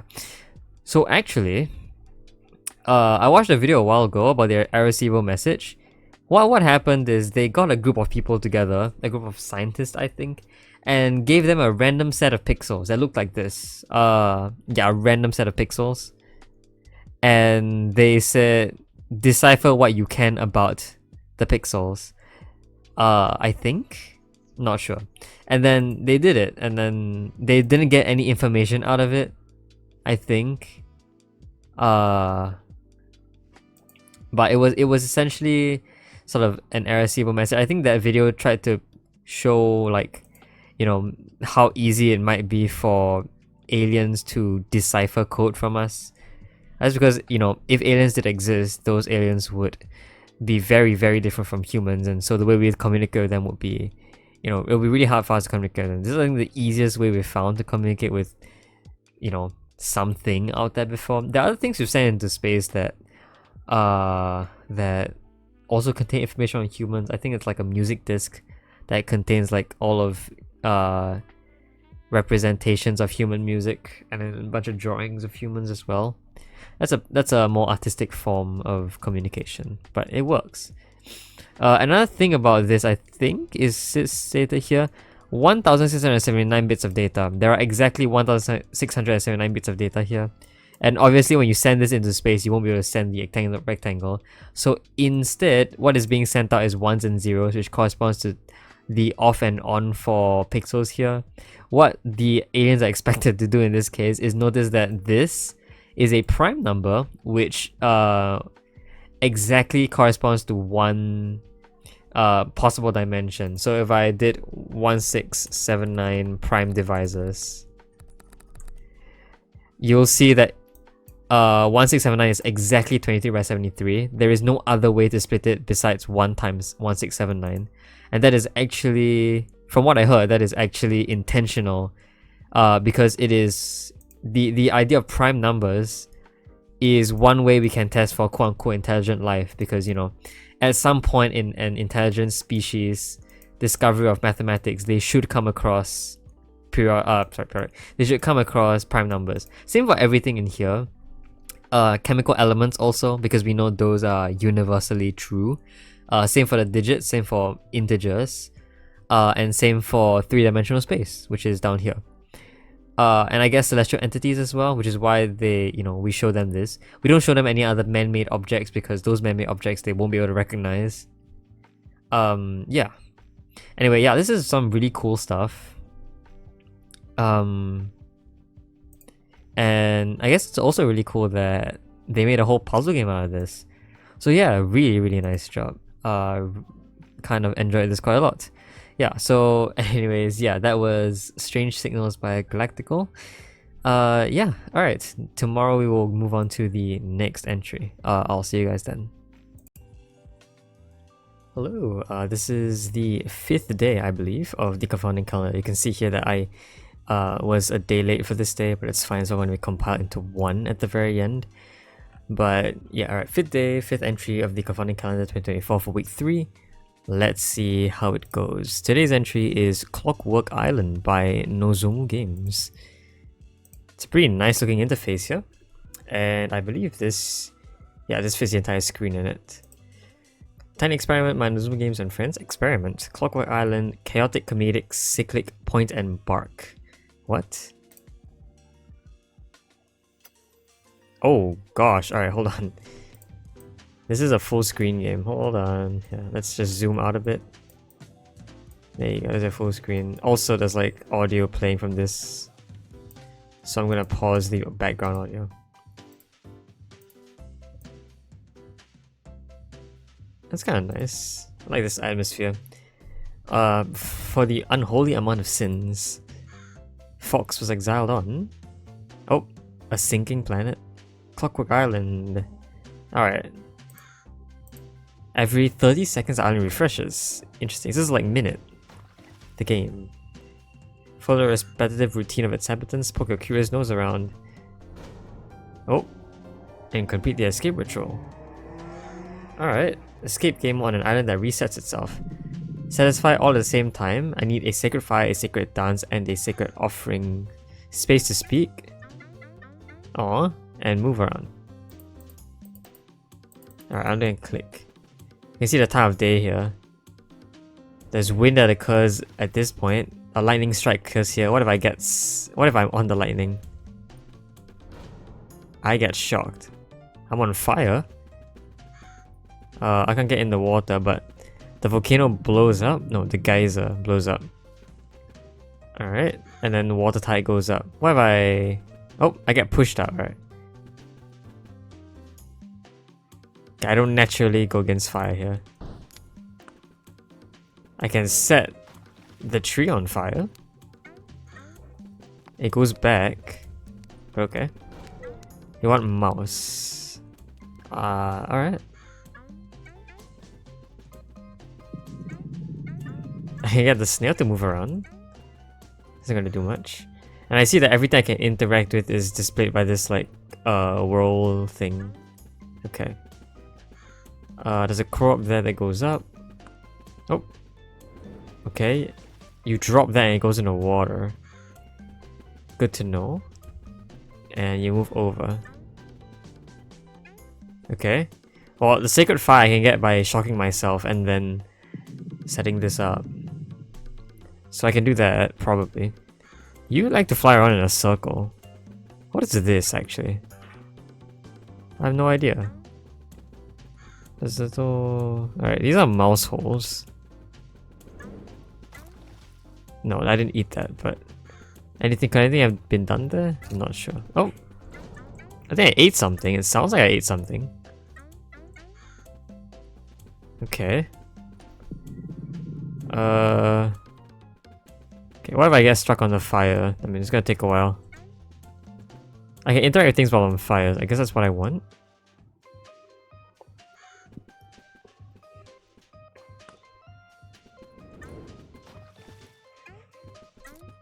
I ate something. I don't know what I ate. But alright, let's say I get struck. I'm on fire. Can I set this thing on fire now? Yes. And my fire goes out after that. Okay. And I need a sacred offering. Which is doable. When water goes down. Alright, so when the tide goes out, both of these get reset.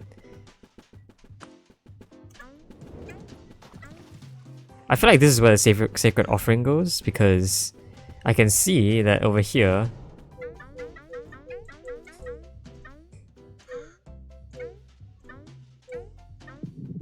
What is going on? How did I activate you last time? Oh. Terrain things.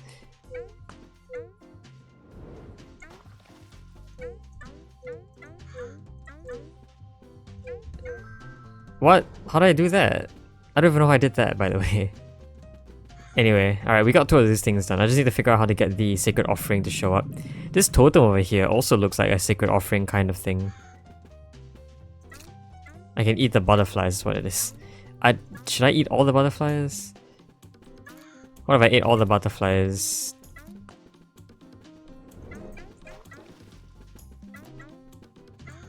I don't think I eat that one. I think the butterflies will just come out of nowhere, honestly. Also, the butterflies are... Well, all the butterflies are gone. I think they just keep showing up. I don't think the butterflies have any meaningful thing to happen. Yeah, they just keep showing up. What about this shark down there? Can I call it over? Oh, I can get wet. Ah. So maybe what I should have done was wait for the shark and maybe spit water into this thing. That seems plausible. Can I catch a shark from here? I can. Ah, that was horrible. What about here? That doesn't help. Okay. Still don't know how to satisfy this. Right, it's not timing, is it? There's no way it's timing. Maybe it's in the holes here? Hey. That didn't really help. You're looking for the mice though.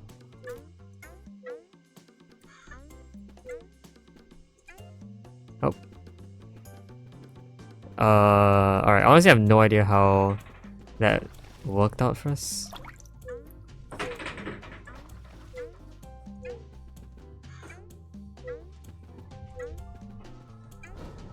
What? How do you get the secret dance to work? What? Okay, that's like a random variable, but I'm pretty sure something else has to happen there. I just don't know what it is. Alright, I see that the bird sort of flies across here. What do I do with that? I don't know. Same for the wind. I have no idea what the wind... Oh, is it timing? No way it's timing. Oh, it is timing. Okay, so I just gotta do what they do. Alright, I get it. I guess I get that's why you called the mouse over. Okay. So at least we can confirm how the sacred dance works. How does the sacred offering work? I've never gotten it once. I mean, the water lets me get to the mice. Is there any reason why it should... No, okay.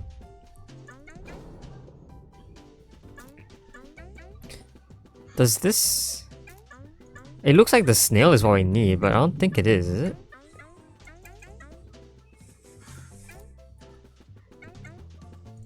The geyser erupts, but is there any meaning to that?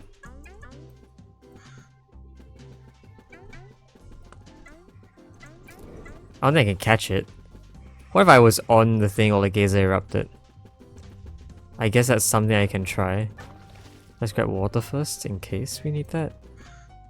So what if I stand here? Nothing. Okay. What if I don't know where the snail went. Where is the snail? What? Where'd it go? Oh, there you are. Let's see. I can get the snail to move around, but you know, it doesn't really help. I think I ate a butterfly. Yeah, I keep eating the butterflies. I don't like that. You really like that rock as well, this snail. The snail, I can only like move around, but I can like jumble a bit, but I can't realistically get the snail anywhere.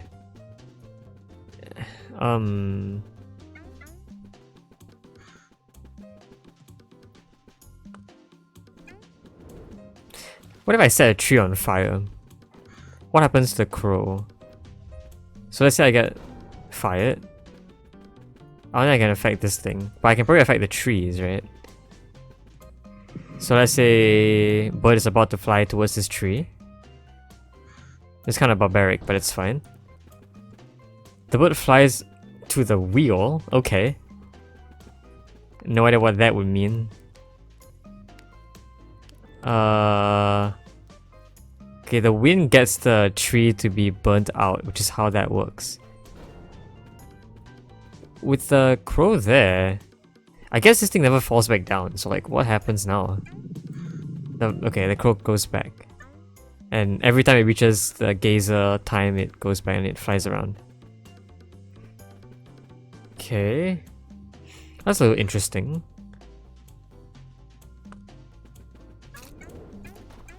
Yeah, like, how do I change that? Could I set, like, could I set this on fire while it was going, while the bird was going towards it? I don't think that would have made a difference, right?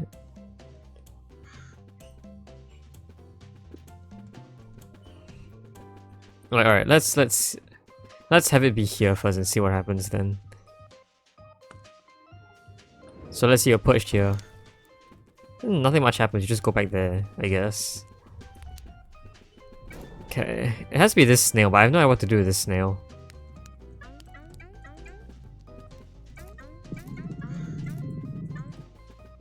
I don't think I can eat the bird, right? The bird's like flying on a higher level here. I can chirp at it. Why you fly back there now? What? Oh, was this? Oh, this has always been on fire. Right, so wait, does this reset? Actually, I set myself on fire there so I could get stuff to happen. Now what happens? Oh, you offer the rock to the snail? I don't know, but... Oh, okay, well, your pattern doesn't go around, but I could maybe get that to happen, right? I could set it up so that that has to happen. Like... Okay, let's say after the wind, I blow this guy. They're a lot more likely to go from there and be unable to actually get here, so you'll fly in the opposite direction here. I don't actually want to set it on fire right now though. Okay, this time actually looks pretty good. In fact, I think it lines up almost perfectly. Now what I do is, once the wind blows, once it's over, set this on fire. Get struck by lightning again. Set the sacred dance up. Get these guys. No, wait, hold on. Are you gonna fly back? Alright, it still finds the same position. It doesn't change much. And then the wind... Okay. I already thought I had something there. But I suppose I didn't actually have something there. That would have worked pretty well though, honestly, I would say. What if I fired the... Looks like I can't actually interact with the snail if I'm on fire. I don't think I could have done anything with water either. I tried it, right? The waters are what got the mouse out.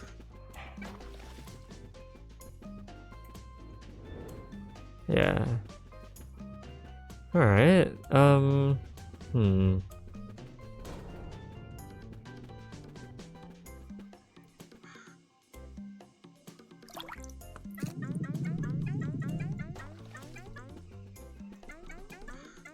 What can I do with this snail? What's up with this snail? Do I have to somehow time it so that the snail is up there when the bird comes down?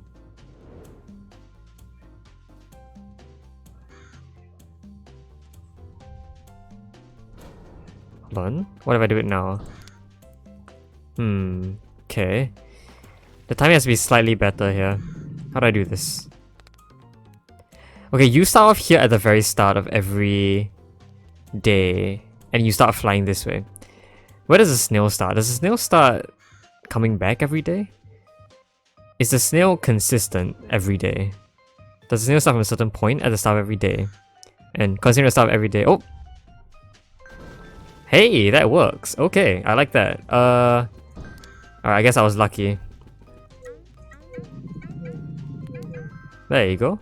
Wait, what happened to the sacred offering? What? Hello? I'm pretty sure I sacred offering did I not?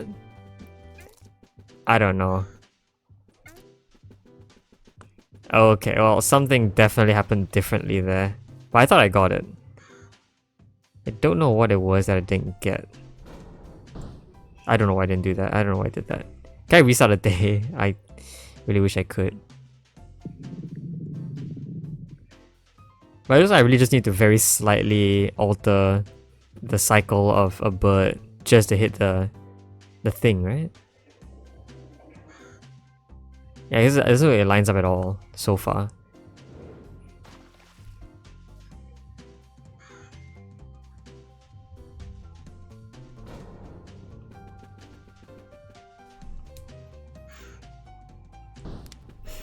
Actually, I don't know if that really works out for me.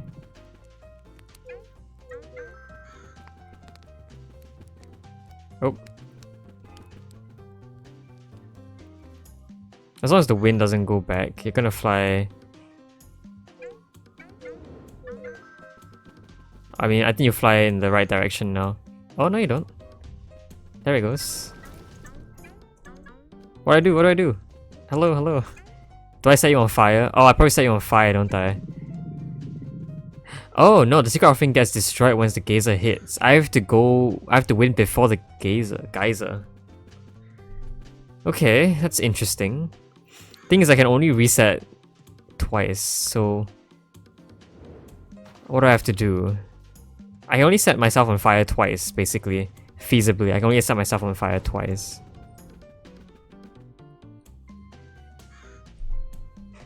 Right? Oh, the wind is gonna go back, but I'm not sure if this actually does anything. The tide goes up. I think this is still fine, right? Even if the wind blows, you'll go backwards. I have very, very little time after this lightning strikes here. I need to set this on fire immediately and then do this immediately. Ah. What is the timing for this? This is really tough. I need to set this timing exactly right. Or maybe I could just do this immediately after the tide comes down. I probably could. Alright, so what I'm gonna do is I'm gonna reset this. The correct order should probably do this first. Okay, so I'm gonna... well, I wish I could set myself on fire there, but... No. What I'm gonna do is I'm gonna set myself on fire. do this and turn it on, and then activate these guys when the tide comes back down. If I do that, then we should be good. Alright, so let's reset this.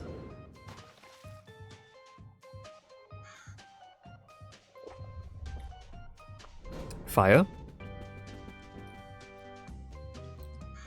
When you're here, set you on fire so you fly backwards.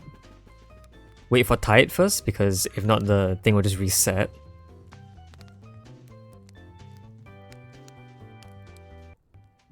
Okay. Once tide is over, you have a lot of time to actually set this up. Okay. Tide won't come back up in a while, so there's your sacrifice. Now I'm on fire again, and I can set the secret fire on. And there you go. That's your escape ritual. Nice. Oh, this is a very nice puzzle. Okay. Oh. Whoa. What? What's this? Oh. I just ate every... okay.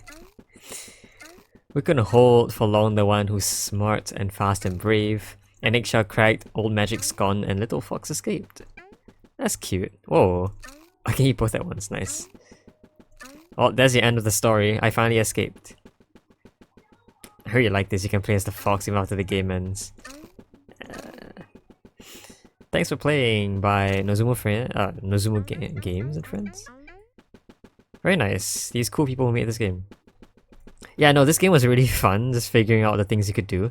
I definitely got stuck on how to get the rock to fall down. I thought getting the rock in was the goal, but it wasn't. It was an indicator to say you needed to get the snail in.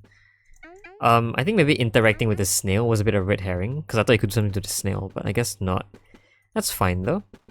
Yeah, I really like how it all turned out in the end. I had to, even after figuring out how to do everything, I had to be able to, you know, do it all in the span of about 30 seconds or in about 2 cycles.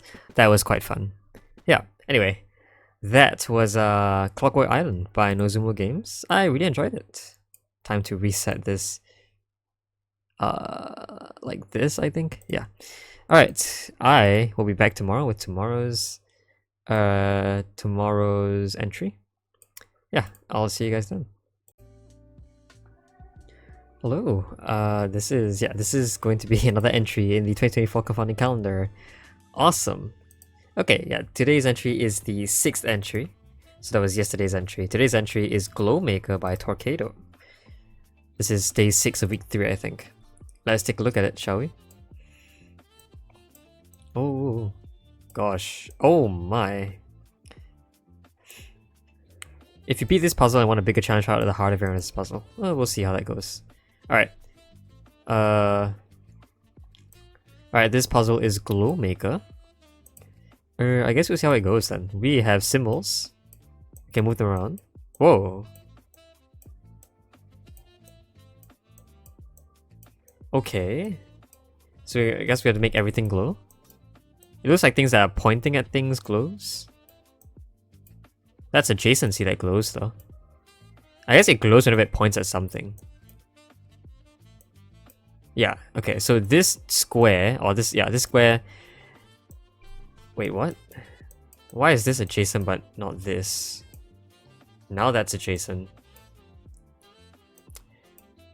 Do they not make each other adjacent? This glows when adjacent to the 2 things? What about... Yeah, it glows when adjacent to 2 different things. What about this? Why doesn't it glow here? Oh, maybe it only glows when adjacent to 1 thing. Okay. So I guess this glows when it sees 2 things? Cool. What if it only sees 1? What if it sees 3? Okay, it has to be exactly 2. Alright, I guess we start seeing what each symbol means now. This is if it sees things diagonally? No. Oh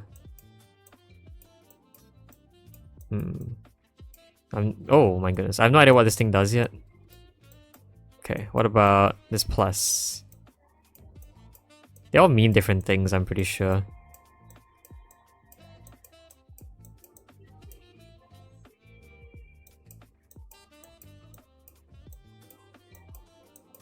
How do I tell what it means? Maybe I need to use the one that's a single one. That's probably easier to figure out, right?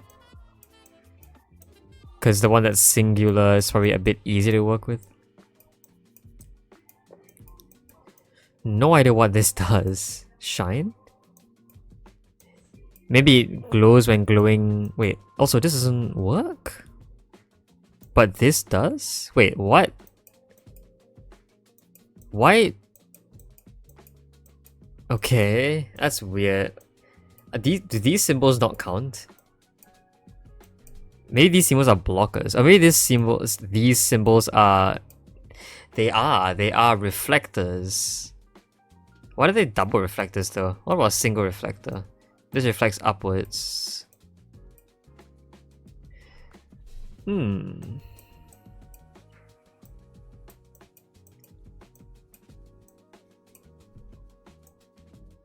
What? Oh, right, that's a single reflector. So this gets correct when reflected by two things, basically. When it reflects two things, when it's correctly reflecting two things. So this is one good reflection, but it doesn't satisfy this. But if this is satisfied, it does glow. So this has to reflect two things that also glow. I guess in the final puzzle, we want everything to glow, is my assumption here. So it doesn't really matter on what assumption it makes. It just has to be two things that satisfy. Okay, so two things must reflect it. This I assume is three things, and it's probably the only one that can actually point at this, right? Like, I suppose... This?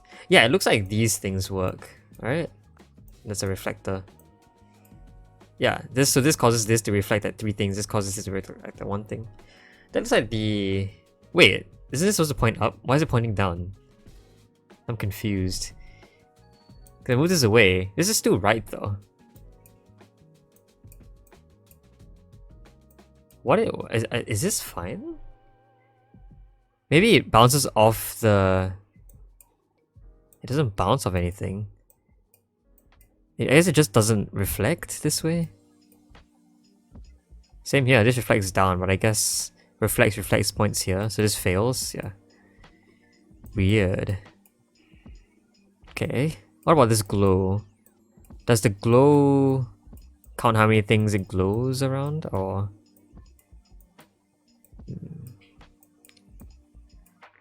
No idea what the X does either, look at the X. Maybe the X is counting diagonal connections? Looks like it. Yeah. Alright, so the X counts diagonal connections. So this is fine because it only connects to one thing diagonally. The plus I would then assume counts adjacent connections. What about this one? Does it not count itself? It seems to should be counting itself. Maybe this glow is not counted.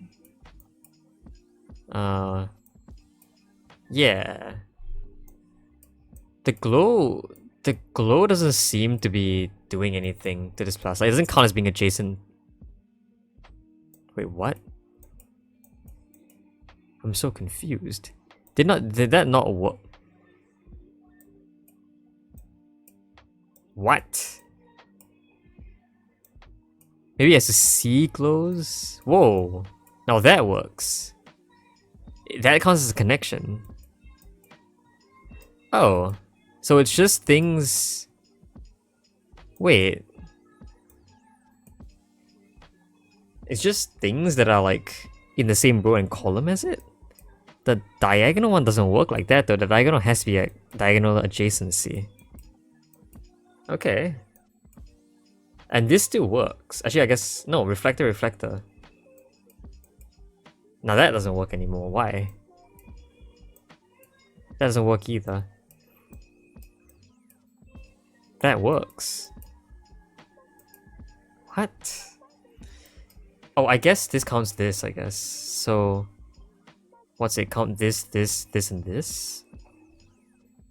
Or does it not count this because it's reflecting? Yeah, alright. So reflectors are pure reflectors. They don't actually count towards anything. Next thing I want to do is this one. Like, this counts as a set. Why? This doesn't count as a set anymore. It's like this thing has to see one other diamond. It's like if I did this, these three don't light up. I don't get why it doesn't light up. Okay, can I reset this? I need to pull everything back out. I need space to work out this thing. Okay, what if I did this? That works. Right, this fails, I would assume. Okay. What about... I thought I had another diamond. So this is a double... This is a double adjacency. Okay. What about this? Does that work? This doesn't work. It has to be this. Weird. What about this? Why doesn't this work? No idea. Maybe it's because this sees two things. So this sees one. This has to see two things. So maybe this? That works. This sees one, this sees two, this sees two. Okay. And I guess in terms of diagonal adjacency...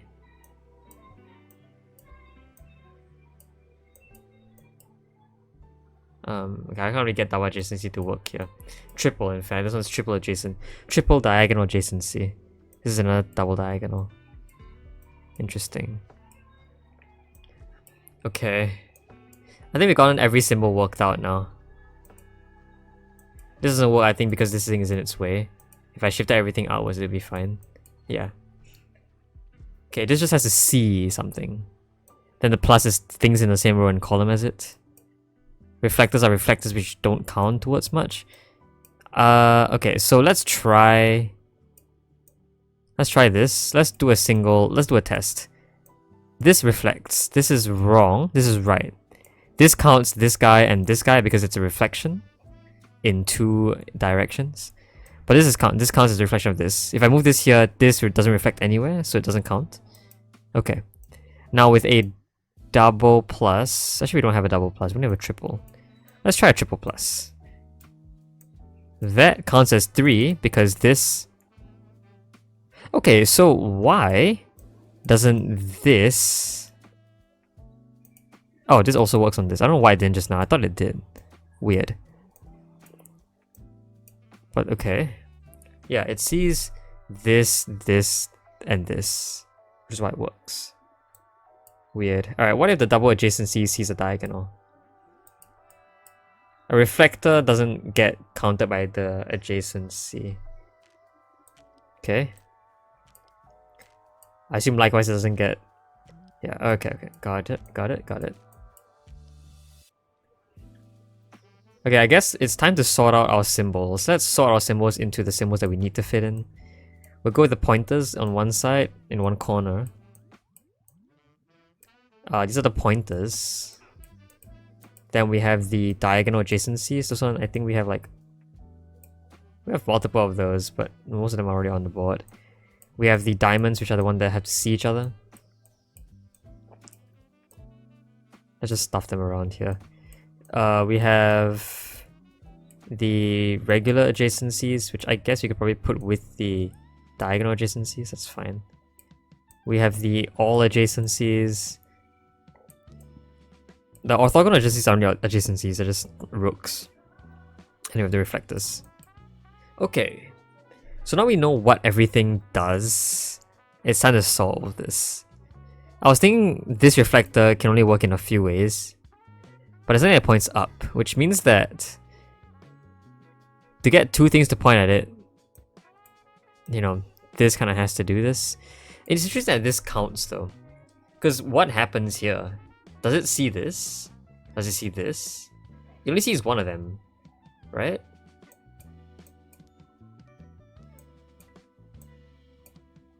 Okay, so I guess this counts as a reflection, huh? If I did this, that also counts. Interesting. But this doesn't count as double reflection though, because this doesn't count as... Why does it not count as double reflection? Maybe it's only reflected on one side? It needs to be reflected on two sides, I guess. I guess this is one mirror and this is another mirror. That would make sense to me. Which means we do need a third one. And there's something that points up. So this has to go here, basically. There has to be something here that points this way. Because the thing can point up to fulfill this mirror. This has to be the one. And then we need something else here. I just think it's weird that we need something else here, because wouldn't that then break the middle adjacency? Well, I could always put 2 things down here. That would satisfy this. But I guess what we do know is that there must always be something either here or here, which is what fulfills this adjacency, which means that nothing else can be in, you know, these squares around it. That's a bit weird as well, because isn't this a double diagonal? Does the chain work? No. It has to be a double diagonal like this, right? Wouldn't that then break this? So how would anything point at this guy? That's really weird. Well, maybe this can happen. Yeah. It's a reflector that reflects onto it. That's how you get a reflection without this here. Yeah, alright, so I guess one thing we can say is that we need something to be in this cell, therefore there cannot be a pointer that does this kind of thing. Therefore the only way to get to this mirror down here is have something point up, and the only way for that to work is either by doing this, and of course I can add a bunch of extra stuff to it, or by doing this. I like that fills up a lot of things here. What if I have an extra thing pointing at it?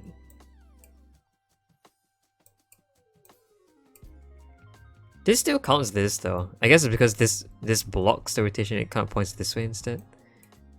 Sure. Okay.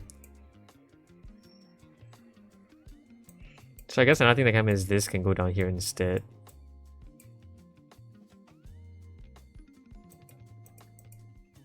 I can sort of shove this all up here, basically, and that actually takes out as little space as possible. I like that it takes up very little space here. Of course, these symbols don't have to be here, but just using it as placeholders for now. In fact, this going here might be our best option. It doesn't do anything. Okay, I do note that we eventually need a shape like this to occur. I'm not entirely sure if this is the only way to fulfill the stars, but it definitely looks like, because this must see 2 things, you have to form this kind of thing here. But obviously, this would see both this one and this one, so that fails. So it has to be sort of like 3 bends, I would say. Maybe this works as well? It does work as well, so there's multiple ways to make this work. It's to form like multiple bends here. It's a 4 length segment with 2 ends and 3 bends, basically. That's what this thing is about. And it can't have anything blocking its way. Okay. And they can be adjacent, so, you know, something like this should work. This doesn't work, but this would. That's interesting, I guess.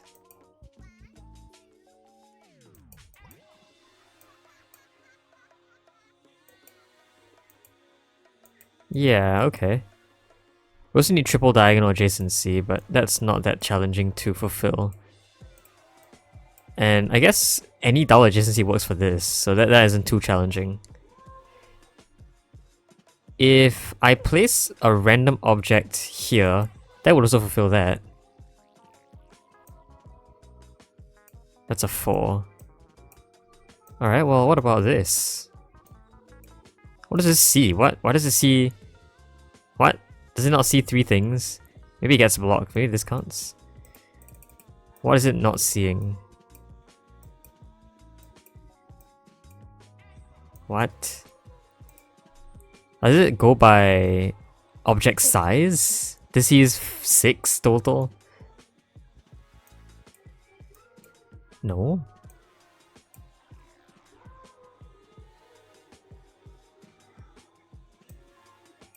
I'm confused.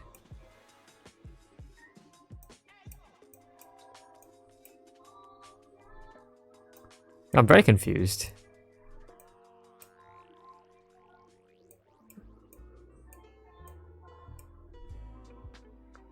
I'm very confused. Actually, you know what? This should go here. That's way better of a system. What about the plus? Whoa, what is... Oh, right. Because this sees this guy. Yeah, of course. I really don't want to have too many things happen here.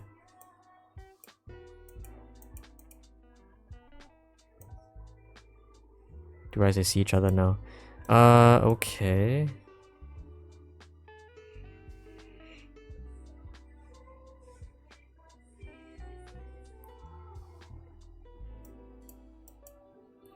Okay, there are a lot more symbols to go, but those symbols are pretty tough to work with. I don't actually know how this plus symbol works anymore.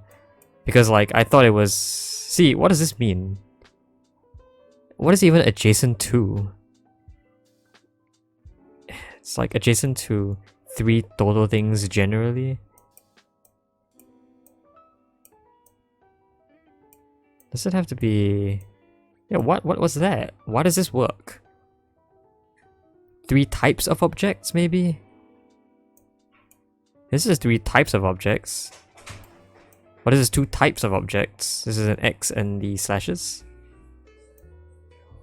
What if it were this, this, this, and this?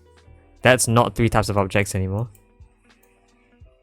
That counts? Why? I don't know. Getting a bit confused by this. Right, hold on. Let me just... Gotta come back to this. Hello, this is the final entry for the 2024 Confounding Calendar. I decided that solving Glowmaker was going to take up way too much time. It acts out more as a pencil puzzle, which I might find the time to do on my own, but doing this on camera is going to take really long. There's very little pencil marks I can do, so even if I tried solving it, I think I would find it really tough. Yeah, without additional marks to tell where things go and stuff. So yeah, I think figuring out the rules would have been fine on its own.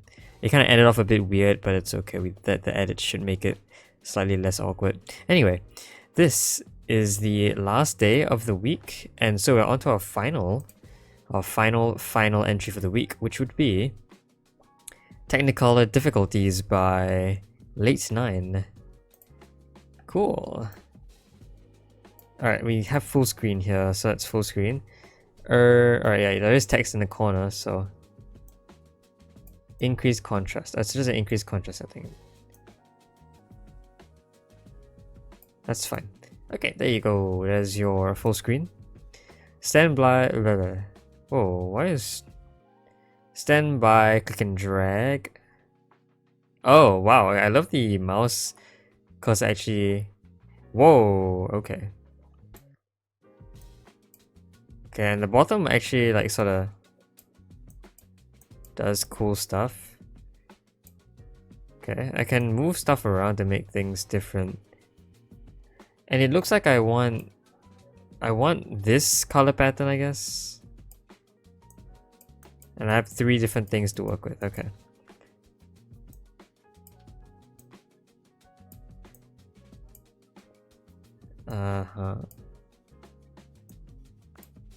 Color seems to get shorter the smaller it is. Maybe the less colors it covers over, the color gets the length of the string gets shorter. Interesting. So we gotta find some way to convert this image into a code and then have that code be identical here. Okay. So let's see. Where is our code coming from? You can okay, I realize you can still see. Okay, what if I turn contrast on? I see, it becomes those. Alright, there's not really much here. I guess this is fine for like those who are colorblind-ish. It's not really gonna help. Well, I don't know. I don't think I can reset. But if we got really close to resetting, what happens? It really looks like it starts off as the rainbow colors. Right? So let's work with the grid now and see how that works. This point is also sort of anchored. I guess maybe it's counting from this point. Right? Like, yeah, like look at this. If you drew a line across the perimeter here starting from this point going clockwise, you go from red to purple to blue to green to yellow to orange, yellow, green. Alright, so I think the code is starting from this point, go in a clockwise direction and track every color you come across. So this will start purple. No, it goes to red now. It goes to red then purple. So now it goes anti-clockwise? That's weird. Of course it starts yellow. Oh, you know why? I thought this went clockwise like this. But obviously it's a palindromic sequence, so it could have definitely gone anti-clockwise as well. So it could go here, then go to red, then go to purple, and then continue going on like this. So it is an anti-clockwise reading, and I guess this confirms it. Because if it went clockwise, it would go from here. Actually, if I flip this entire thing around, it would become clockwise, wouldn't it? Yeah, it would become clockwise if I started from here instead. So I guess it doesn't really matter. Alright, now I want this really, really long string. So basically I want to start at purple and do stuff. I want to go from purple to red to yellow to purple again. That's doable. If I did something like this, okay. If I did something like this, that goes from purple to red to orange to yellow to purple. Then to red again, that's pretty cool. Then we need to go back to purple, so this works. And then blue, purple again. Then orange. Oh, what the heck? If I went this way, maybe it's slightly better.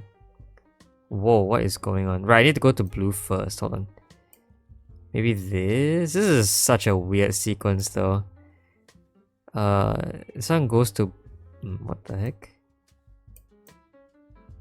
Okay, let's make a sequence look more like this first, I guess. Oh my goodness, hold on. This is so jank.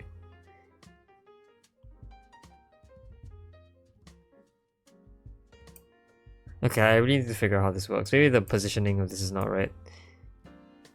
So we start with this. We need to go from orange back to purple. So there must exist some sort of movement like this. And then from there to blue. And then from blue to... no, from this to red. And then from red to blue. So it looks like this. And then from blue to purple again. How do I do that? I don't know. It definitely looks like I can only cycle these three things, right? Maybe my starting point is to be in the center for this to work out. That actually seems plausible, right? The starting point is in the center. You can do multiple things like going up and down and across. So same here, we start like this and then we go up slightly. It does get really tough to go up now because... yeah, but it's fine. A single line isn't really going to cut it, but we can always use bends if you want to. Anyway, after this we need to go from purple to red, then to blue, then to purple again. That's kind of tough. I don't see how... maybe that's not great. I mean, we start with the exact same string, right? Starting from the bottom and starting from the top seems the same. Okay.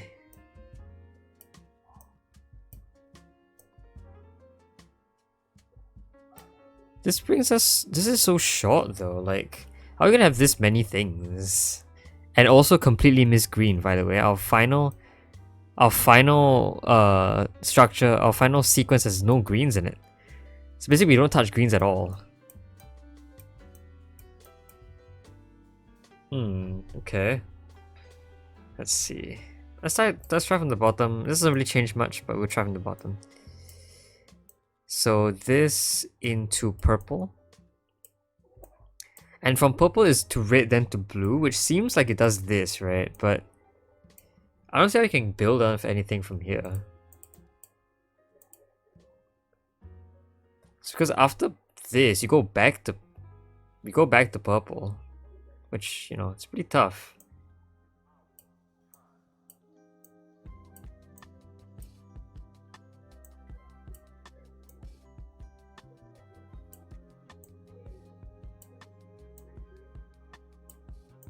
I guess this is interesting. No, it's the wrong way. There has to be the other way around. Like, this is interesting. But now it goes to purple. So I guess this works. We need to go with the purple, which I guess just does that. Then after that, we need to somehow make this touch more colors. How? I guess red can be this red. Then this purple again. Doesn't increase our colors by any amount. Red and then cyan, which is this. And then purple after that. Yeah, and then I guess we're kind of stuck because how in the world? Maybe that's crossing makes longer. Well, not really, but crossing seems to be fine. Okay. So let's see. This is really long because you cross back where you came from. I guess it's really interesting to note that the end is purple, yellow, purple. Like, what?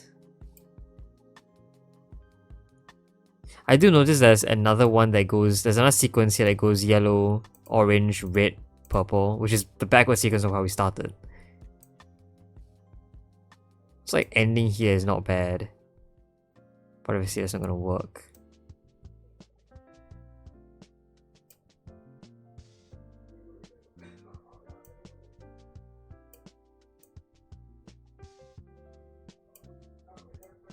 Okay, yeah, that's not gonna help us out.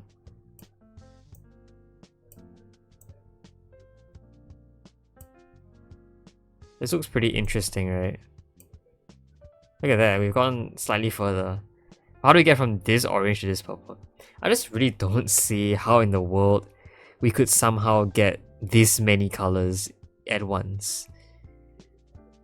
Like, even if we try, like, even if we didn't even try, we just try to get as many colors in this as possible. How would we do that? Would a crisscross work? Yeah, maybe a crisscross crossing every color gets us a really long sequence. Not really. It has to be multiple stretches, basically. Like a stretch that does this, followed by a stretch that does like this, and then this. Well, that's a really long sequence. Okay, so a long sequence is possible. Yeah, alright. It's just a matter of how I want to do it. So I guess a long sequence generally looks like this. It looks more like a very thin arrow, because you can go back and forth, right? That seems to make sense. But now we know it's possible. We can try it out. Now firstly, the assumption is probably to make green be on the sides, but obviously that's not going to work out for us, because it's going to line everything else back up, which isn't going to help us. Okay, let's see. If we want to end purple, like, is this a good ending? Because you see, at the start we have one going from... So let's skip this. One going here to here, which is, I guess, hold on, let's flip these. There you go. One going from here to here, and then at the end you have something going from here to here, which is backwards, and then going purple, yellow, purple. This looks pretty cool. This looks pretty interesting. It's just, how is this, you know, somehow makeable? It's like, what if I did this instead? I need someone hit purple again though.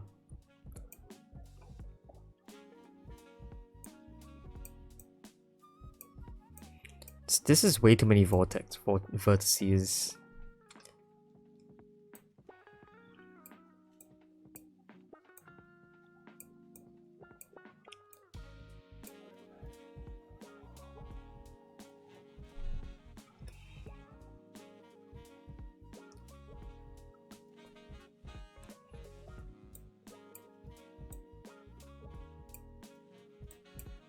I feel like this is the easiest way I can end off. It's just a straight line between two purples that has yellow in the middle. I don't think there's any other way I could end this off properly. But, you know, there has to be something that goes wrong in the center, right? Like maybe it's this kind of thing.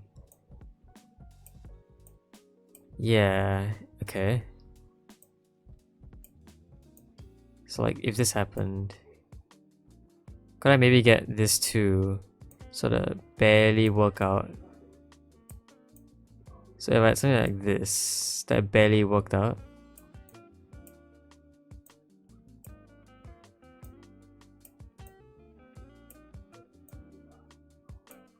That's one that barely works at the end. One that crosses from end to end here. What comes before this? Before this, like, backward sequence is another purple. It's like this. It's a decent ending. And decent start as well. It's just the center part now that's the issue. The center part, though, is a symmetrical sequence. In fact, everything before the yellow purple at the end is symmetrical. And symmetrical sequences are pretty cool. In fact, the typical rectangle is a symmetrical sequence on its own. This is a symmetrical sequence. Is it not? It's a symmetrical sequence plus this, actually. Look at that. It's a symmetrical sequence plus yellow purple. So this is the kind of thing we want. This was in the center, of course. And the center is a something something. If I did a swap like this, I'm pretty sure it's still symmetrical-ish. Yeah, look at that. It's another symmetrical sequence plus these two. I think shifting around doesn't really change much. As it changes the appearance of colors around there, but you know, generally not too much of an issue. But this does get more colors, basically. And if we see here, it goes this, this, this, this, this, this. 6 colors. How many colors can a whole stretch actually make? Can a whole stretch make like a lot of colors? How many? Theoretically speaking. Quite a lot actually. Before I reach the green over there, I can hit like 7 colors before hitting the green over there. So hitting the purple on the other side seems to be doable. Actually, it's probably doable if I did something like this, really. Yeah, so what I want to do is go purple, red, orange, yellow, purple, red, blue on the top, and then another purple. So somehow I need to find a line that works to bridge from this to this through red and purple. And I think this line does it pretty well. No, wait, it goes, oh, it touches this blue, so pulling it down a bit more. And then pulling this up a bit more. There you go, that's a good start. Now from here we're going to go to orange, which I can do, which by going down here, down to purple, and then we can just reverse the entire thing. There you go. And that should solve it, right? We just gotta make sure it touches everything right again. That's the tough part. But I think just making a purely symmetrical shape should actually do this for us. That's close, that's very close. We just touched an extra orange here, so I guess pulling down should be helpful. That's almost, what else now? After this purple, it touches a bit of blue. We can pull this up to solve that. And there you go. That solves it. Alright, well, no, this was fun. No, I like this one. Yeah, this one was really cool.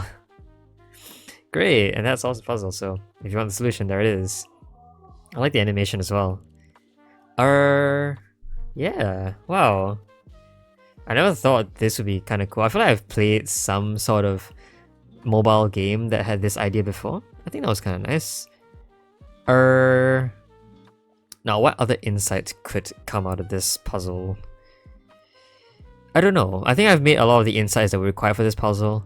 Like how long stretches of lines can cover a long distance, a lot of colors. And how this sort of crossing is what gets your sequence to be extremely long here.